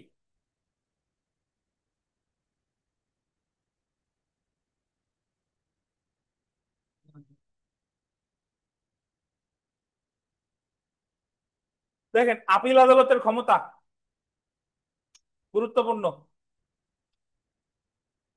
এখন ভালোভাবে পড়লে লিখিততে হয়ে যাবে সেম জিনিস। আপিল আদালতের ক্ষমতা, আমাদের ফৌজদারি কার্যবিধিতে আপিল আদালতের ক্ষমতা সম্পর্কে আলোচনা করছে 423 ধারায়। দেওয়ানি মামলার ক্ষেত্রে সেম জিনিস আলোচনা করছে 107 ধারায়। মানে দেওয়ানি আদালতের দেওয়ানি কার্যবিধিতে আপিল আদালতের ক্ষমতা আছে 107, ধারা 107। আর ফৌজদারিতে কত ধারা বলেন? 423।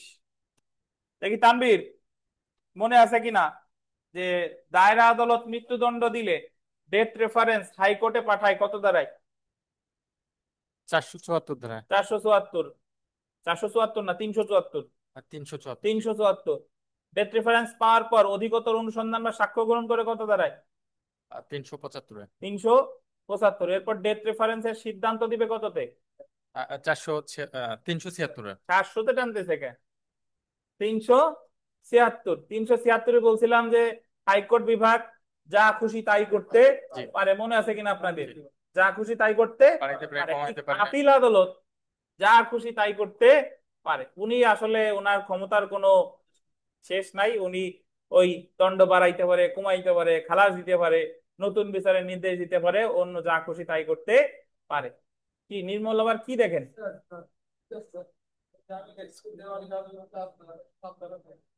দেখেন, আপিল নিষ্পত্তিতে আপিল আদালতের ক্ষমতা, ফৌজদারি কার্যবিধি 423 ধারায় ফৌজদারি আপিল নিষ্পত্তিতে আপিল আদালতের ক্ষমতা আলোচনা করা হয়েছে। 1 নম্বর দেখেন, আপিল খারিজ করতে পারে যদি আপিলের কোনো কারণ না থাকে। তাহলে আপিল খারিজের বিধান 421-এ আছে, 423-এ আছে।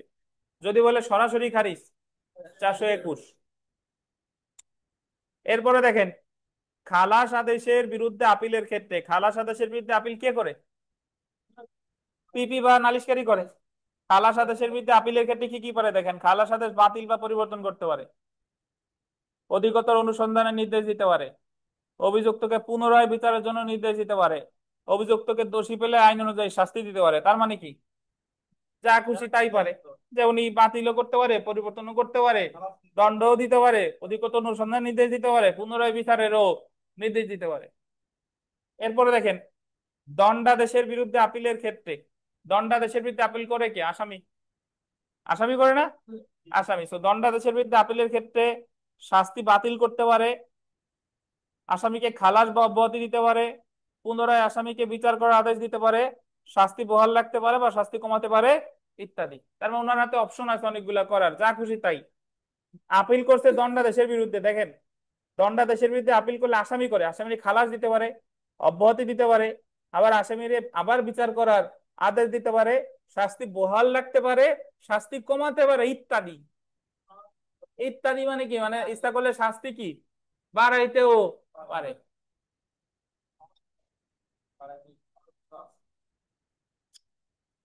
4 নম্বরে দেখেন, দণ্ড বৃদ্ধির আপিলের ক্ষেত্রে শাস্তি পরিবর্তন করতে পারে। শাস্তি বাড়াইতে পারে কেন? ধরেন আপনাদের এই যে এইবার বার কাউন্সিল পরীক্ষায় প্রশ্ন আসছে যে এক লোক মামলা করছে, মামলা করার পরে এফআইআর করছে, এফআইআর করার পরে পরে পুলিশ তদন্ত করতে গিয়ে জানতে পারছে যে যে এফআইআর করছে সেই হলো অপরাধ করছে, তখন পুলিশ আবার এফআইআর করছে। এখন কোনটা এফআইআর হিসেবে গণ্য হবে? তো এখন আসামি দণ্ড কমানোর জন্য আপিল করছে, কিন্তু আদালত যদি দেখে যে এর দণ্ড কম হয়ে গেছে, আরো বাড়ানো দরকার, তাহলে আপিল আদালত দণ্ড বাড়াতেও পারে।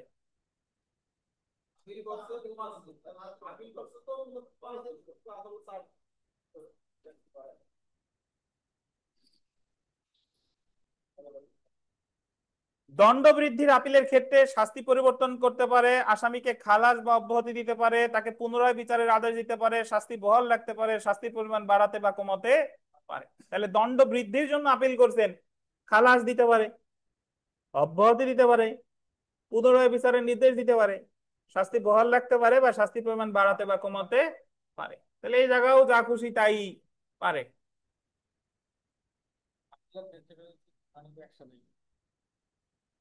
5 নাম্বার দেখেন, অন্যান্য আদেশের বিরুদ্ধে আপিলের ক্ষেত্রে আদেশ পরিবর্তন বা বাতিল করতে পারে। এছাড়া অন্যান্য যে আপিলগুলো আছে সেইগুলোর ক্ষেত্রে আদেশ পরিবর্তন বা বাতিল করতে পারে। অভিযুক্ত যে অপরাধ করেছে সেই অপরাধের জন্য যে শাস্তি দেওয়া যেত, আপিল আদালত তার থেকে অধিক দণ্ড দিবে না।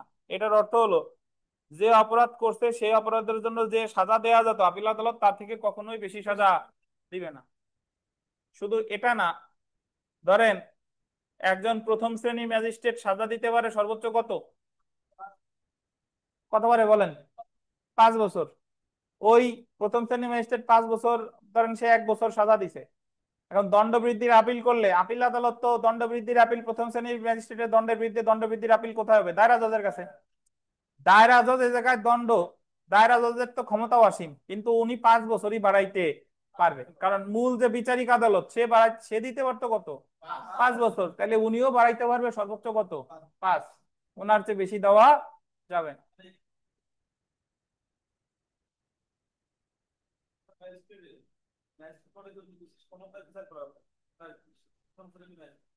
হ্যাঁ, জি পারে। দেখেন, তো তাহলে আপিল আদালতের ক্ষমতা নিয়ে আপনাদের কোনো প্রশ্ন আছে কিনা? আপিল আদালতের ক্ষমতা আছে কত ধারায়? 423 ধারায়। তানভীর, কোন প্রশ্ন আছে? আপনারা অন্যান্য যারা আছেন, এই যে নেন, এই মাইক্রোফোন নেন, মাইক্রোফোন নিয়ে করেন।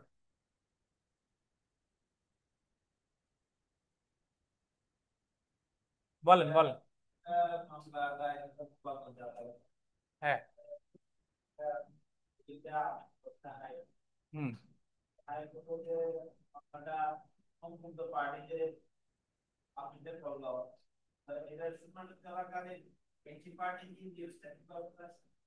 শুনানি চলাকালে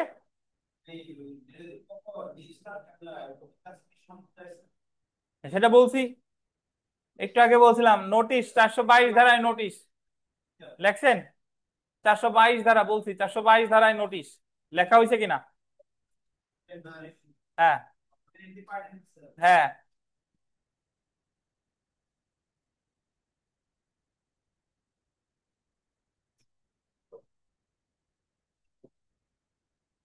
আমরা 426-এ চলে আসি।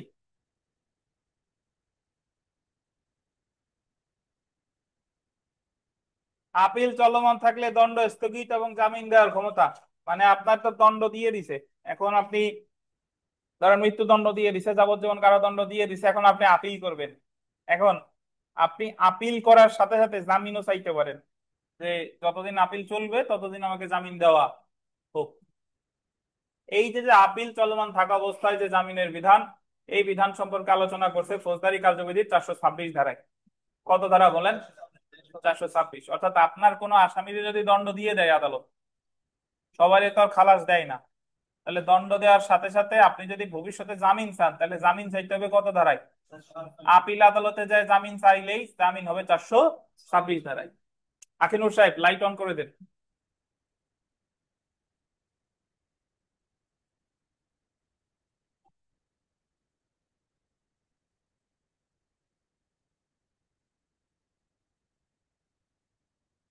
দেখেন, আপিল চলমান থাকলে দণ্ড স্থগিত এবং জামিনের জন্য 426 ধারায় আবেদন করা যায়। 426 ধারায় গোল দিবেন, আপিল আদালতকে আপিল চলাকালীন সময়ে দণ্ড স্থগিত এবং আসামিকে জামিন দেওয়ার ক্ষমতা দেওয়া হয়েছে। নিম্নলিখিত ক্ষেত্রে আপিল আদালত দণ্ড স্থগিত করে আসামিকে জামিন দিতে পারে। 426 ধারা অনুযায়ী আপিল চলমান থাকাকালে আপিল আদালত যে দণ্ডাদেশ বা আদেশের বিরুদ্ধে আপিল করা হয়েছে সেই দণ্ডাদেশ বা আদেশ কার্যকর গোলদিনে স্থগিত করতে পারে এবং আসামিকে জামিনে মুক্তি দিতে পারে। 426-এর কত? 1। এখানে বলতেছে যে যখন আপনার আপিল চলমান আছে, এমন সময় আপনি আদালতে আপিল করার সাথে সাথে জামিন চাইতে পারেন, যে যতদিন আপিল চলমান থাকুক ততদিন পর্যন্ত আমার জামিন দেওয়া হোক, এবং আপিল আদালতের যদি মন নরম হয় তাহলে আপনার জামিন দিতে পারে। তো এখন আপনার মনে যদি প্রশ্ন উঠে যে নির্মল বলেন তো, মৃত্যুদণ্ডপ্রাপ্ত আসামিরে জামিন দিবে কিনা? क्या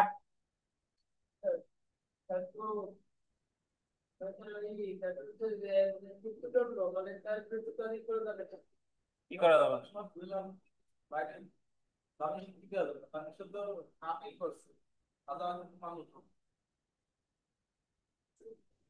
আবার আপনার আবেগে সাড়া দিছে, এই জায়গায় কি বলছে যে মৃত্যুদণ্ডপ্রাপ্ত আসামি জামিন দিবে না? বলছে? তাহলে আপনারা আবেগ রে কেন প্রাধান্য দিচ্ছেন? একটু আগে যে জিজ্ঞেস করছিলাম যে একদিনের বিরুদ্ধে আপিল করা যাবে কিনা, একদিন শুনেই সবাই বলে দিচ্ছেন যাবে না। আবার মৃত্যুদণ্ডপ্রাপ্ত আসামি যে জামিন পাবে না সেই কথা কি এখানে বলছে? এই জায়গায় বলছে যে যে কোনো দণ্ডের বিরুদ্ধে আপিল চলমান থাকাকালে সে জামিন চাইতে পারে। তাহলে আদালত যদি সন্তুষ্ট হয় একজন মৃত্যুদণ্ডপ্রাপ্ত আসামিরও জামিন দিতে পারে।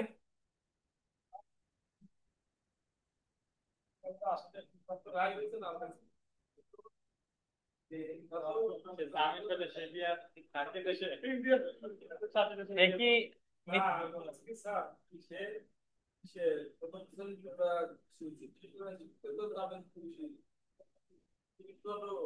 মৃত্যুদণ্ডে এত কথা টানতেছেন কি আপনি? তো মানে আপনাদের মাথায় একটা জিনিস গেঁথে শুনেন, জামিন দিবে কি দিবে না সেটা হচ্ছে আদালতের এখতিয়ার, বাট মৃত্যুদণ্ডপ্রাপ্ত আসামি জামিন চাইতে পারবে না তা তো আইনে কোথাও বলে নাই। সে তো মৃত্যুদণ্ডপ্রাপ্ত আসামি আপিল করতে পারে না? আপিল তো করতে পারে 7 দিনের মধ্যে, আপিল করে সে জামিন চাইবে যে আমারে আপিল যতদিন চলে ততদিন আমারে জামিন দেওয়া হোক। এই যে দেখেন, তো আপনারা যে কোনো জিনিস, মানে আইনের ভাষাটা হলো এরকম যে আপনি ওই শোনার সাথে সাথে মনে হবে যে জীবনে তো এটা হইতেই পারে না, এবং আপনারা ওই তালে তালেই বলে দিচ্ছেন যে এটা হবে না, বাট প্রকৃতপক্ষে কিন্তু ওই বিধান আছে। দেখেন,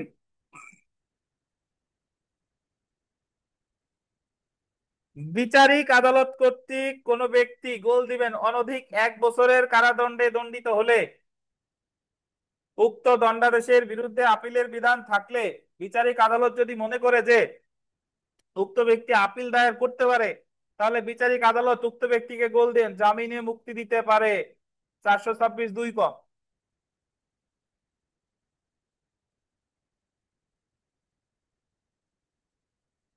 যারা কোর্টে যান তারা এই অভিজ্ঞতা ফেস করছেন যে ধরেন একটা মামলায় আসামিরে 6 মাসের কারাদণ্ড দিছে। এখন কারাদণ্ড দিলে যে আদালত কারাদণ্ড দিছে ওই আদালতেই আপনি জামিন ওই মুহূর্তেই চাইতে পারেন আপিলের শর্তে।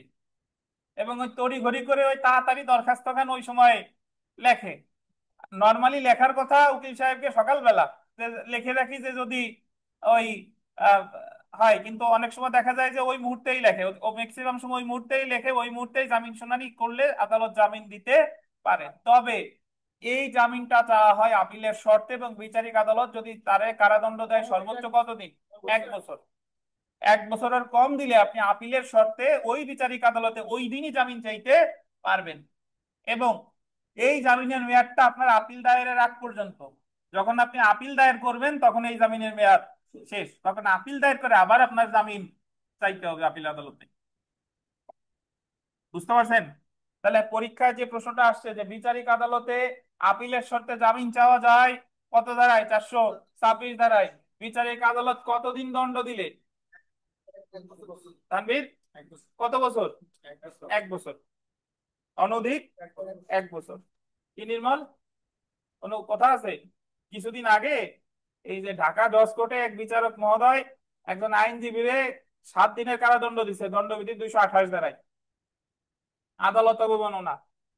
তখন ওই কারাদণ্ড দেওয়ার সাথে সাথে সিনিয়র আইনজীবী 70-এর বেশি বয়স, তখন বারের লোকজন আইসা তারা আবার সাথে সাথে ওই আপিলের শর্তে জামিন চাইছে, তখন সাথে সাথে আবার জামিন দিছে। ওই আইনজীবী ওই আপনার ওই বিচারকরে নাকি কি আজে বাজে কথা বলছে, বলার পরে উনি আবার সাথে সাথে ওই 228 ধারায়, দণ্ডবিধির 228 ধারায় সাজা দেওয়া যায় সর্বোচ্চ 6 মাস, ওনারে দেশে 7 দিন। তখন উনার ওই যে ওনারে গ্রেফতার করার পরে তারপরে বারের লোকজন আসছে, তারা এসে তাড়াতাড়ি দরখাস্ত দিলে পরে তার এই যে 426 ধারায় আপিলের শর্তে জামিন দিছে। বুঝতে পারছেন বিচারককে কি জোর হইছে? স্বাধীন মানে কি এমনি জামিন দিচ্ছে না, আবার আইনজীবীরও কারাদণ্ড দিচ্ছে। দেখেন, যাই হোক, দেখেন হাইকোর্ট বিভাগ যদি সন্তুষ্ট হয় যে দণ্ডিত ব্যক্তিকে আপিল বিভাগে অনুমতি সাপেক্ষে আপিল করার বিশেষ অনুমতি দেওয়া হয়েছে, তখন হাইকোর্ট বিভাগ যে দণ্ড দিয়েছে আপিল চলাকালীন সময়ে উক্ত দণ্ড স্থগিত বা আসামিকে জামিনে মুক্তি দিতে পারে। কিছুই বোঝেন নাই? শুনেন, নর্মালি আমরা এই যে আপিল মোটামুটি পড়ছি, এই আপিলে যে বিধানটা আছে সেটা হলো যে আহ, আপিল আমরা পড়ছি হাইকোর্ট বিভাগ পর্যন্ত। এরপরের আপিল কি পড়ছি? আমাদের বাংলাদেশ সুপ্রিম কোর্টের ভাগ হলো দুইটা, একটা হলো আপিল বিভাগ আর একটা হলো হাইকোর্ট বিভাগ। তো আমরা এই যে ধরেন মৃত্যুদণ্ডাদেশ যদি দেয়, তাহলে মৃত্যুদণ্ডাদেশের বিরুদ্ধে, মৃত্যুদণ্ডাদেশটা দেয় হলো দায়রা জজ, তো দায়রা জজ যদি দণ্ড দেয় তাহলে তার বিরুদ্ধে আপিল হবে হাইকোর্টে 410 ধারায়। মনে আছে কিনা? 410 ধারায়। কিন্তু হাইকোর্টও যদি বহাল রাখে দণ্ড, তারপরে কি হবে? তার বিধান কিন্তু ফৌজদারিতে নাই।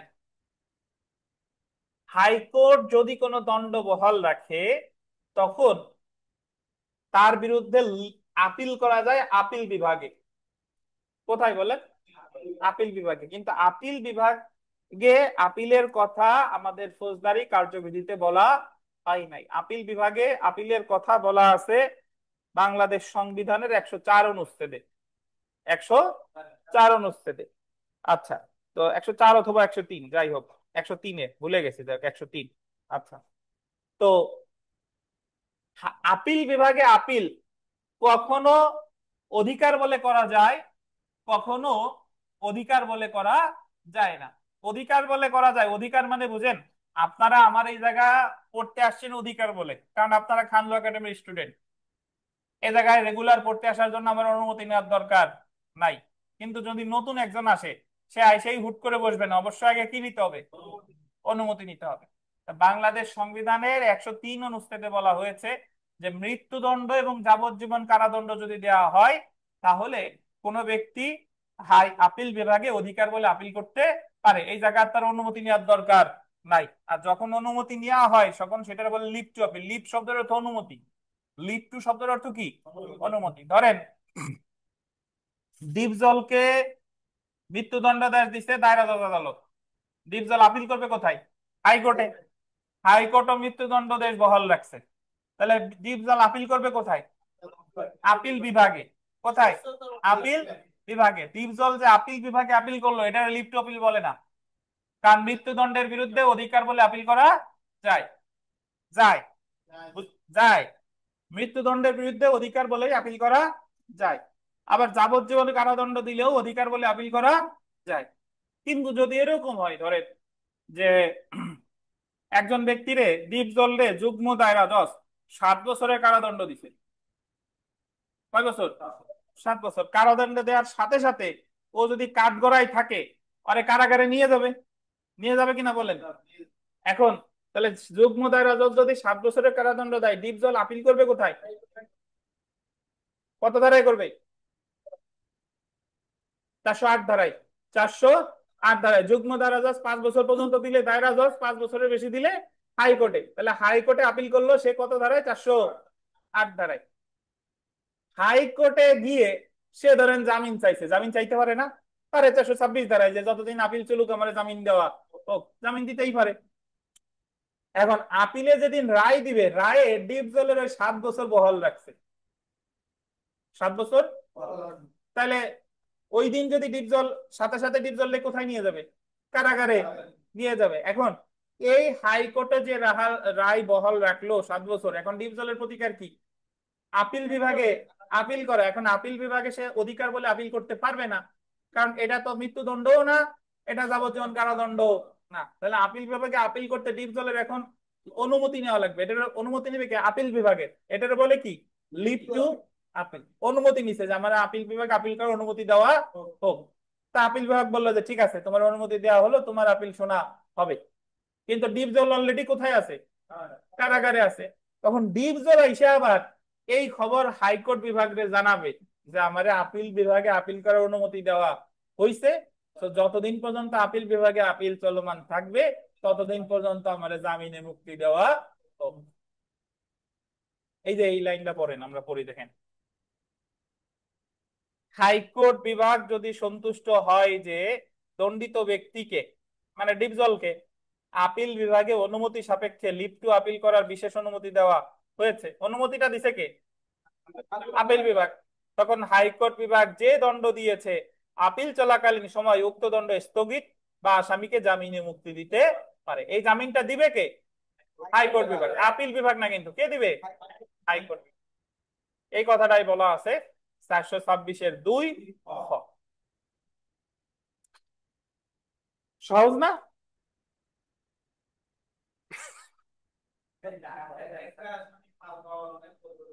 দেখেন। আচ্ছা, কি তানভীরে কি হলো? ঘুম আসছে? একটু চা খান। তাহলে দেখেন আমাদের যে বিষয়টা দাঁড়ালো যে আপিল আদালতে জামিন চাইতে হবে কত ধারায়? 426 ধারায়। ইমন সাহেব, বিচারিক আদালতে আপিলের শর্তে জামিন চাইতে হবে কখন বলেন?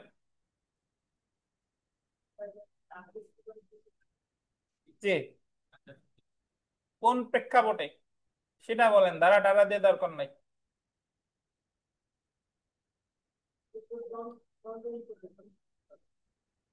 দেবেনলাল,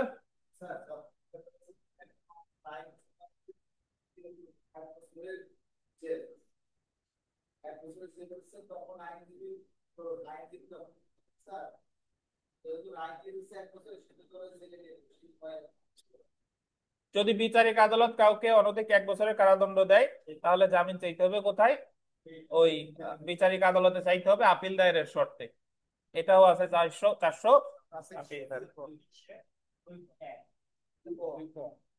আমরা 427-এ চলে আসি। দেখেন, গ্রেফতার করতে ওয়ারেন্ট জারির ক্ষমতা। ফৌজদারি কার্যবিধি 417 ধারায় খালাসের বিরুদ্ধে, এবং এটা আমরা গোল দেন খালাসের বিরুদ্ধে এবং 417 ক ধারায় দণ্ডাদেশের বিরুদ্ধে, অপর্যাপ্ত দণ্ডাদেশের বিরুদ্ধে আপিলের ক্ষেত্রে হাইকোর্ট বিভাগ বা অন্য কোনো আপিল আদালত আসামিকে গ্রেফতারের জন্য গোল্ডেন ওয়ারেন্ট ইস্যু করতে পারে। তাহলে কোন কোন কোন কোন আপিলে ওয়ারেন্ট ইস্যু করতে পারে? এক হলো খালাসের বিরুদ্ধে, আর একটা হলো কি অপর্যাপ্ত এটা কমন সেন্স অ্যাপ্লাই করেন। খালাসের বিরুদ্ধে আসামি ছাড়া থাকে না, তাহলে আপিল করলে ওয়ারেন্ট ইস্যু করবে, জোরে ধরে আনা হোক। আবার অপর্যাপ্ত দণ্ডাদেশের ক্ষেত্রেও আসামি বাইরে থাকতে পারে, তাহলে তারে ওয়ারেন্ট ইস্যু করবে। তাহলে দুই ধরনের আপিলের ক্ষেত্রে ওয়ারেন্ট ইস্যু করতে পারে, একটা হলো কি খালাস, আর একটা কি অপর্যাপ্ত দণ্ডাদেশ। গ্রেফতার করে যে আদালতে হাজির করা হয় উক্ত আদালত আসামিকে কারাগারে পাঠাতে পারে বা জামিনে মুক্তি দিতে পারে। তাহলে আপনি মনে রাখবেন যে আপিল আদালতে জামিন চাওয়া যায় কয়টা ধারায়? আপিল আদালতে জামিন চাওয়া যায় কয়টা ধারায়? দুইটা ধারায়, 426 আর 427। 426 আর 427। আমরা 428 ধারায় চলে আসি। দেখেন, আপিল আদালত কর্তৃক গোল দিবেন অধিকতর সাক্ষ্য গ্রহণ বা সাক্ষ্য গ্রহণের আদেশ দেওয়া। আপিল আদালত কর্তৃক অধিকতর সাক্ষ্য গ্রহণ বা সাক্ষ্য গ্রহণের আদেশ দেওয়া। আমাদের আরিফ সাহেবের সাক্ষ্য দেখেন, 418 ধারার অধীন আপিল আদালত অতিরিক্ত গোল্ডেন সাক্ষ্য গ্রহণ করতে পারে বা বিচারকারী আদালতকে, আন্ডারলাইন করেন, বিচারকারী আদালতকে অতিরিক্ত সাক্ষ্য গ্রহণের নির্দেশ দিতে পারে। একটু স্টার দিয়ে লেখেন, উক্ত অতিরিক্ত সাক্ষ্য গ্রহণ অনুসন্ধান বলে গণ্য হবে। অতিরিক্ত সাক্ষ্য গ্রহণ অনুসন্ধান বা ইনকোয়ারি বলে গণ্য হবে।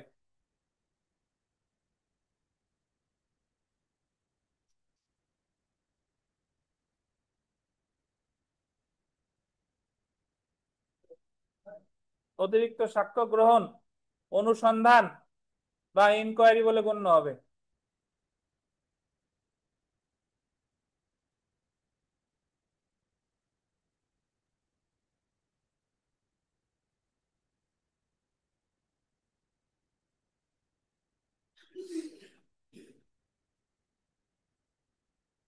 দেখেন, সাধারণত চার্জ গঠনের পরে সাক্ষ্য গ্রহণ করা হয়, আর সাক্ষ্য গ্রহণ করা হলো বিচারের অংশ।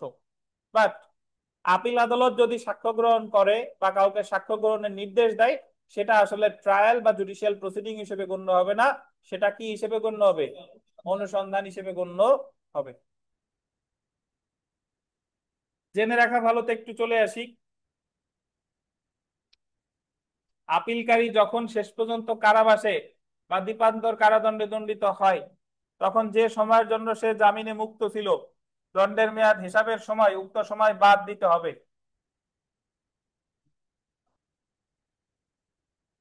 মানে বিষয়টা অনেকটা এরকম যে ধরেন একজন ব্যক্তিরে 6 মাস কারাদণ্ড দিছে, তো 6 মাস কারাদণ্ড দিলে সে মামলা চলাকালীন সময় অলরেডি 2 মাস ভোগ করছে, তাহলে 35 ক ধারা অনুসারে তার আর কারাদণ্ড ভোগ করতে হবে কতদিন বলেন? 4 মাস। 4 মাস না?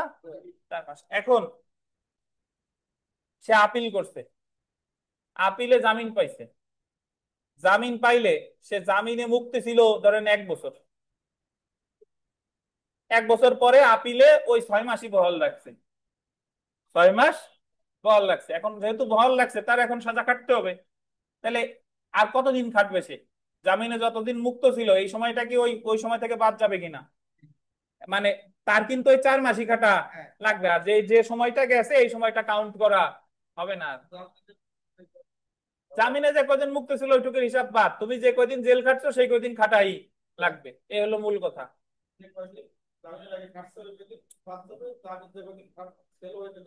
ওই কদিন আর বাদ যাবে না। জামিন যে কয়দিন ছিল সেই কয়দিন আর কাউন্ট করা হবে না, সেই কয়দিন। তো এই জায়গার ভাষাটা একটু উল্টো হয়ে গেছে। মানে আপনার বোঝানো এইভাবে চেষ্টা করছে যে যতদিন আপিল চলমান ছিল ওই আপিলের ওই সময়টা মূল কারাদণ্ড থেকে বাদ যাবে না। যাবে না দিলে ভালো হতো, মূল কারাদণ্ড থেকে বাদ যাবে না। বিগত বছরের প্রশ্ন দেখেন, বিচারিক আদালত একজন দণ্ডিতকে জামিন দিতে পারে যদি তার কারাদণ্ডের মেয়াদ হয় অনধিক কত বছর? অনধিক কত? 1 বছর। তানভীর পরের প্রশ্নটা পড়েন, জোরে পড়েন। দি পেনাল কোড 1860 এর 323 ধারায় দোষী সাব্যস্ত হলে জুডিশিয়াল ম্যাজিস্ট্রেট ক কে 1 বছরের বিনাশ্রম কারাদণ্ড প্রদান করেন। ক উক্ত রায়ের কার্যকারিতা স্থগিত চেয়ে আপিল দায়েরের শর্তে জামিনের আবেদন করেন। ক এর দরখাস্তটি the code of criminal procedure 1898 এর কত ধারায় আনীত হয়েছে? কত ধারায় বলেন? 426 ধারা। 426-এর উপধারা যদি বলি কত বলেন? 426 426 2 ক দুই ক। কত? 2 ক। কারাদণ্ড দিছে কতদিন? 1 বছর না? তাহলে আমি তো আপিল দায়েরের শর্তে জামিন চাইবো কতদিন? ওই কোন আদালতে? ওই যে আদালত যে আদালত দিছে সাজা দিছে সে আদালত।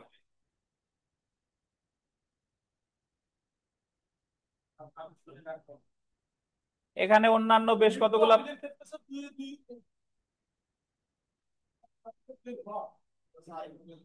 এখানে অন্যান্য অনেকগুলো প্রশ্ন আছে, এগুলা পড়ে নিবেন। আপনারা 11 নম্বর প্রশ্নটা দেখেন, সেলফ প্র্যাকটিসের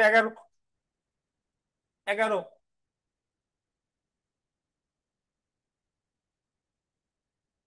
যখন একই বিচারে একাধিক ব্যক্তিকে দণ্ডিত করা হয় এবং তাদের মধ্যে যে কোনো একজনের বিরুদ্ধে আপিলযোগ্য রায় বা আদেশ প্রদান করা হয়,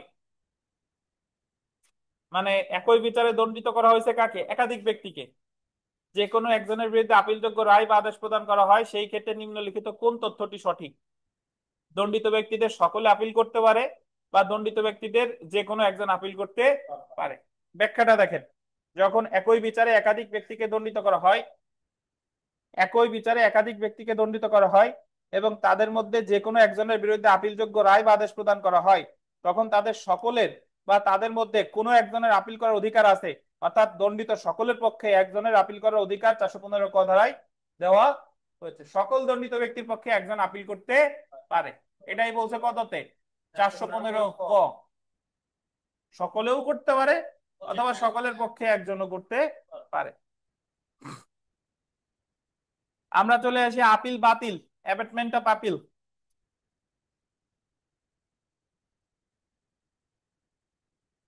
আপিল বাতিলকরণ, অ্যাবেটমেন্ট বানানটা দেখেন, ABATMENT। এই অ্যাবেটমেন্ট মানে হলো বাতিল। আর এক অ্যাবেটমেন্ট আমরা পেনাল কোডে পড়বো ABETMENT। ABETMENT এই অ্যাবেটমেন্ট মানে হলো কি বলেন তো? প্ররোচনা বা অপসহায়তা। এই জায়গার বানান হলো ABATMENT। অ্যাবেটমেন্ট মানে বাতিল, ঠিক আছে। আর এক অ্যাবেটমেন্ট হলো ABETMENT।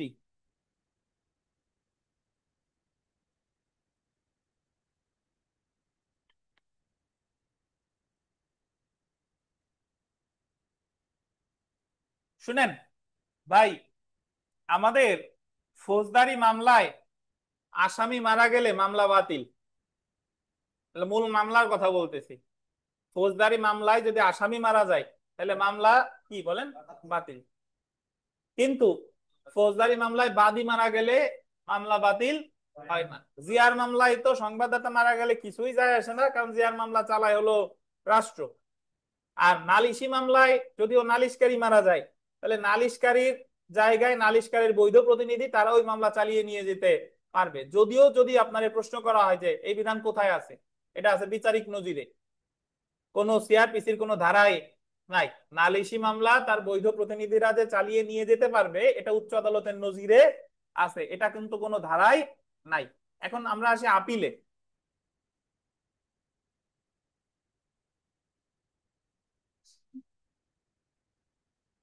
অর্থদণ্ডের কথা আসতেছি, ধৈর্য ধারণ করেন। দেখেন, এবার আসি আমরা আপিলে। আপিলে আসামি মারা গেলে আপিল বাতিল। আপিল যেই করুক না কেন, আমি দেখবো মারা গেছে কে। আমি যদি দেখি যে আসামি মারা গেছে, তাহলে আপিল কি? বাতিল। তবে একটা এক্সেপশন আছে, একটা ব্যতিক্রম আছে, যখন আসামি মারা গেলেও আপিলটা বাতিল হয় না। সেই এক্সেপশনটা হলো অর্থদণ্ড। অর্থদণ্ডের বিরুদ্ধে আপিল করে যদি আসামি মারাও যায়, তবুও আপিলটা বাতিল হবে না। আর অন্যান্য সকল ক্ষেত্রে আসামি মারা গেলেই আপিল বাতিল। আচ্ছা, আমি আপনাদের কতগুলো প্রশ্ন করি, দেখেন উত্তর দিতে পারেন কিনা। বলেন তো, খালাসের বিরুদ্ধে আপিলের ক্ষেত্রে আপিলকারী মারা গেছে, বাতিল হবে কিনা? খালাসের ক্ষেত্রে আপিলের মানে খালাসের বিরুদ্ধে যে আপিল, এই জায়গায় যদি আপিলকারী মারা যায়, বাতিল হবে কিনা? খালাসের বিরুদ্ধে আপিল করে কে? বাদী। তাহলে এই জায়গায় বাদী মারা গেলে বাতিল হবে না। দণ্ডবৃত্তির আপিলের ক্ষেত্রে যদি আপিলকারী মারা যায় বাতিল হবে? হবে না। কারাদণ্ড দেশের বিরুদ্ধে যদি আপিল করে আপিলকারী মারা যায় বাতিল হবে? হবে, কারণ আপিলটা করছে কে? আসামি। কিন্তু যদি অর্থদণ্ডের বিরুদ্ধে আপিল করছে আসামি মারা গেছে বাতিল হবে? হবে না। বুঝতে পারছেন? নির্মল, খালাসের বিরুদ্ধে আপিলের ক্ষেত্রে যদি আসামি মারা যায় বাতিল হবে? আসামি মারা গেছে,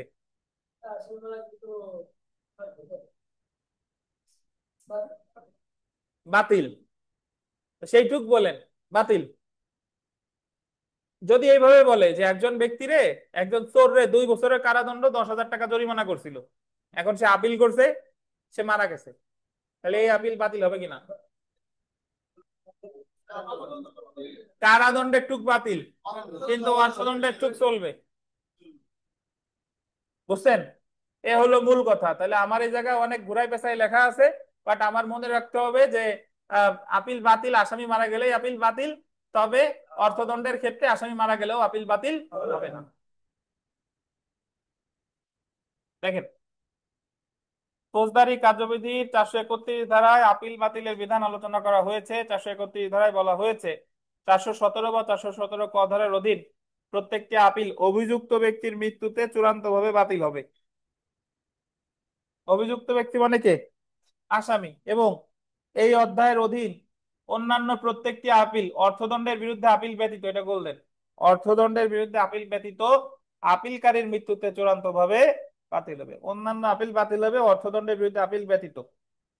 ফৌজদারি মামলা বা আপিল বাতিল হবে যদি অভিযুক্ত মারা যায়। সুতরাং কে মারা গেলে আপিল বাতিল হবে তা নির্ধারণ করতে হলে দেখতে হবে আপিল চলাকালীন সময় অভিযুক্ত ব্যক্তি মারা গেছে কিনা। এটা নির্ধারণ করতে দেখতে হবে আপিলটি কে করেছে। 417 এবং 417 ক ধারার অধীন দায়েরকৃত আপিল আসামি মৃত্যুতে বাতিল। 417 ধারার অধীন খালাস আদেশের বিরুদ্ধে এবং 417 ক ধারার অধীন অপর্যাপ্ত দণ্ডাদেশের বিরুদ্ধে আপিলের ক্ষেত্রে আসামি মারা গেলে আপিল বাতিল হবে, কারণ খালাস এবং অপর্যাপ্ত দণ্ডাদেশের বিরুদ্ধে স্বাভাবিকভাবে আপিল করবে পাবলিক প্রসিকিউটর বা অভিযোগকারী। অন্যান্য ক্ষেত্রে দায়েরকৃত আপিলের ক্ষেত্রে আপিলকারী মৃত্যুতে আপিল বাতিল। দেখেন অন্যদিকে 407, 408, 410 ধারায় দণ্ডাদেশের বিরুদ্ধে এবং অন্যান্য ক্ষেত্রে শাস্তির বিরুদ্ধে আপিল করে অভিযুক্ত ব্যক্তি। সুতরাং এই ক্ষেত্রে আপিলকারী মারা যাওয়া মানে অভিযুক্ত ব্যক্তি মারা যায়, এবং এই কারণে দণ্ডাদেশের বিরুদ্ধে আপিলের ক্ষেত্রে আপিলকারী মারা গেলে আপিলটি বাতিল হয়। তো এত কথা দিয়ে কাজ নাই। মূল যে জিনিস মনে রাখবেন সেটা হলো আসামি মারা গেলেই আপিল বাতিল। আর একটা ক্ষেত্রে আসামি মারা গেলেও আপিল বাতিল হবে না, সেটা কি? অর্থদণ্ডাদেশ। তো আমরা জেনে রাখা ভালোতে দেখি, দেখেন, জরিমানা বা অর্থদণ্ডের বিরুদ্ধে আপিল হলে আপিলকারী মারা গেলেও আপিল পণ্ড বা বাতিল হবে না, এবং আপিলকারী আইনগত প্রতিনিধিরা স্থলাভিষিক্ত হবে। প্রতিবাদী বা রেসপন্ডেন্টকে আপিলের নোটিশ জারির তারিখ হতে 90 দিনের মধ্যে আদালতে আপিল নিষ্পত্তি করবে। এই সময় আদালতের জন্য নির্দেশনামূলক কিন্তু বাধ্যতামূলক না। এই 90 দিনের উপরে লেখেন 90 কার্য দিবস, 90 কার্য দিবস লেখেন।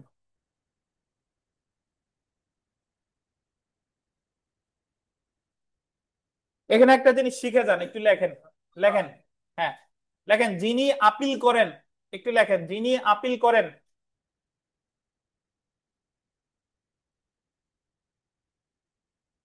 যিনি আপিল করেন তাকে আপিলকারী বলে।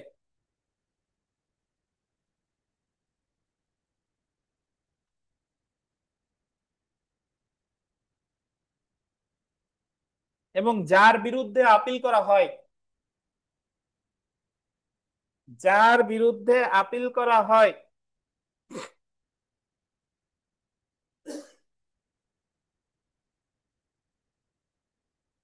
তাকে রেসপন্ডেন্ট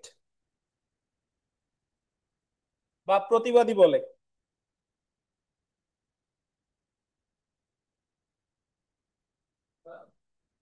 প্রতিবাদী বলে, প্রতিবাদী।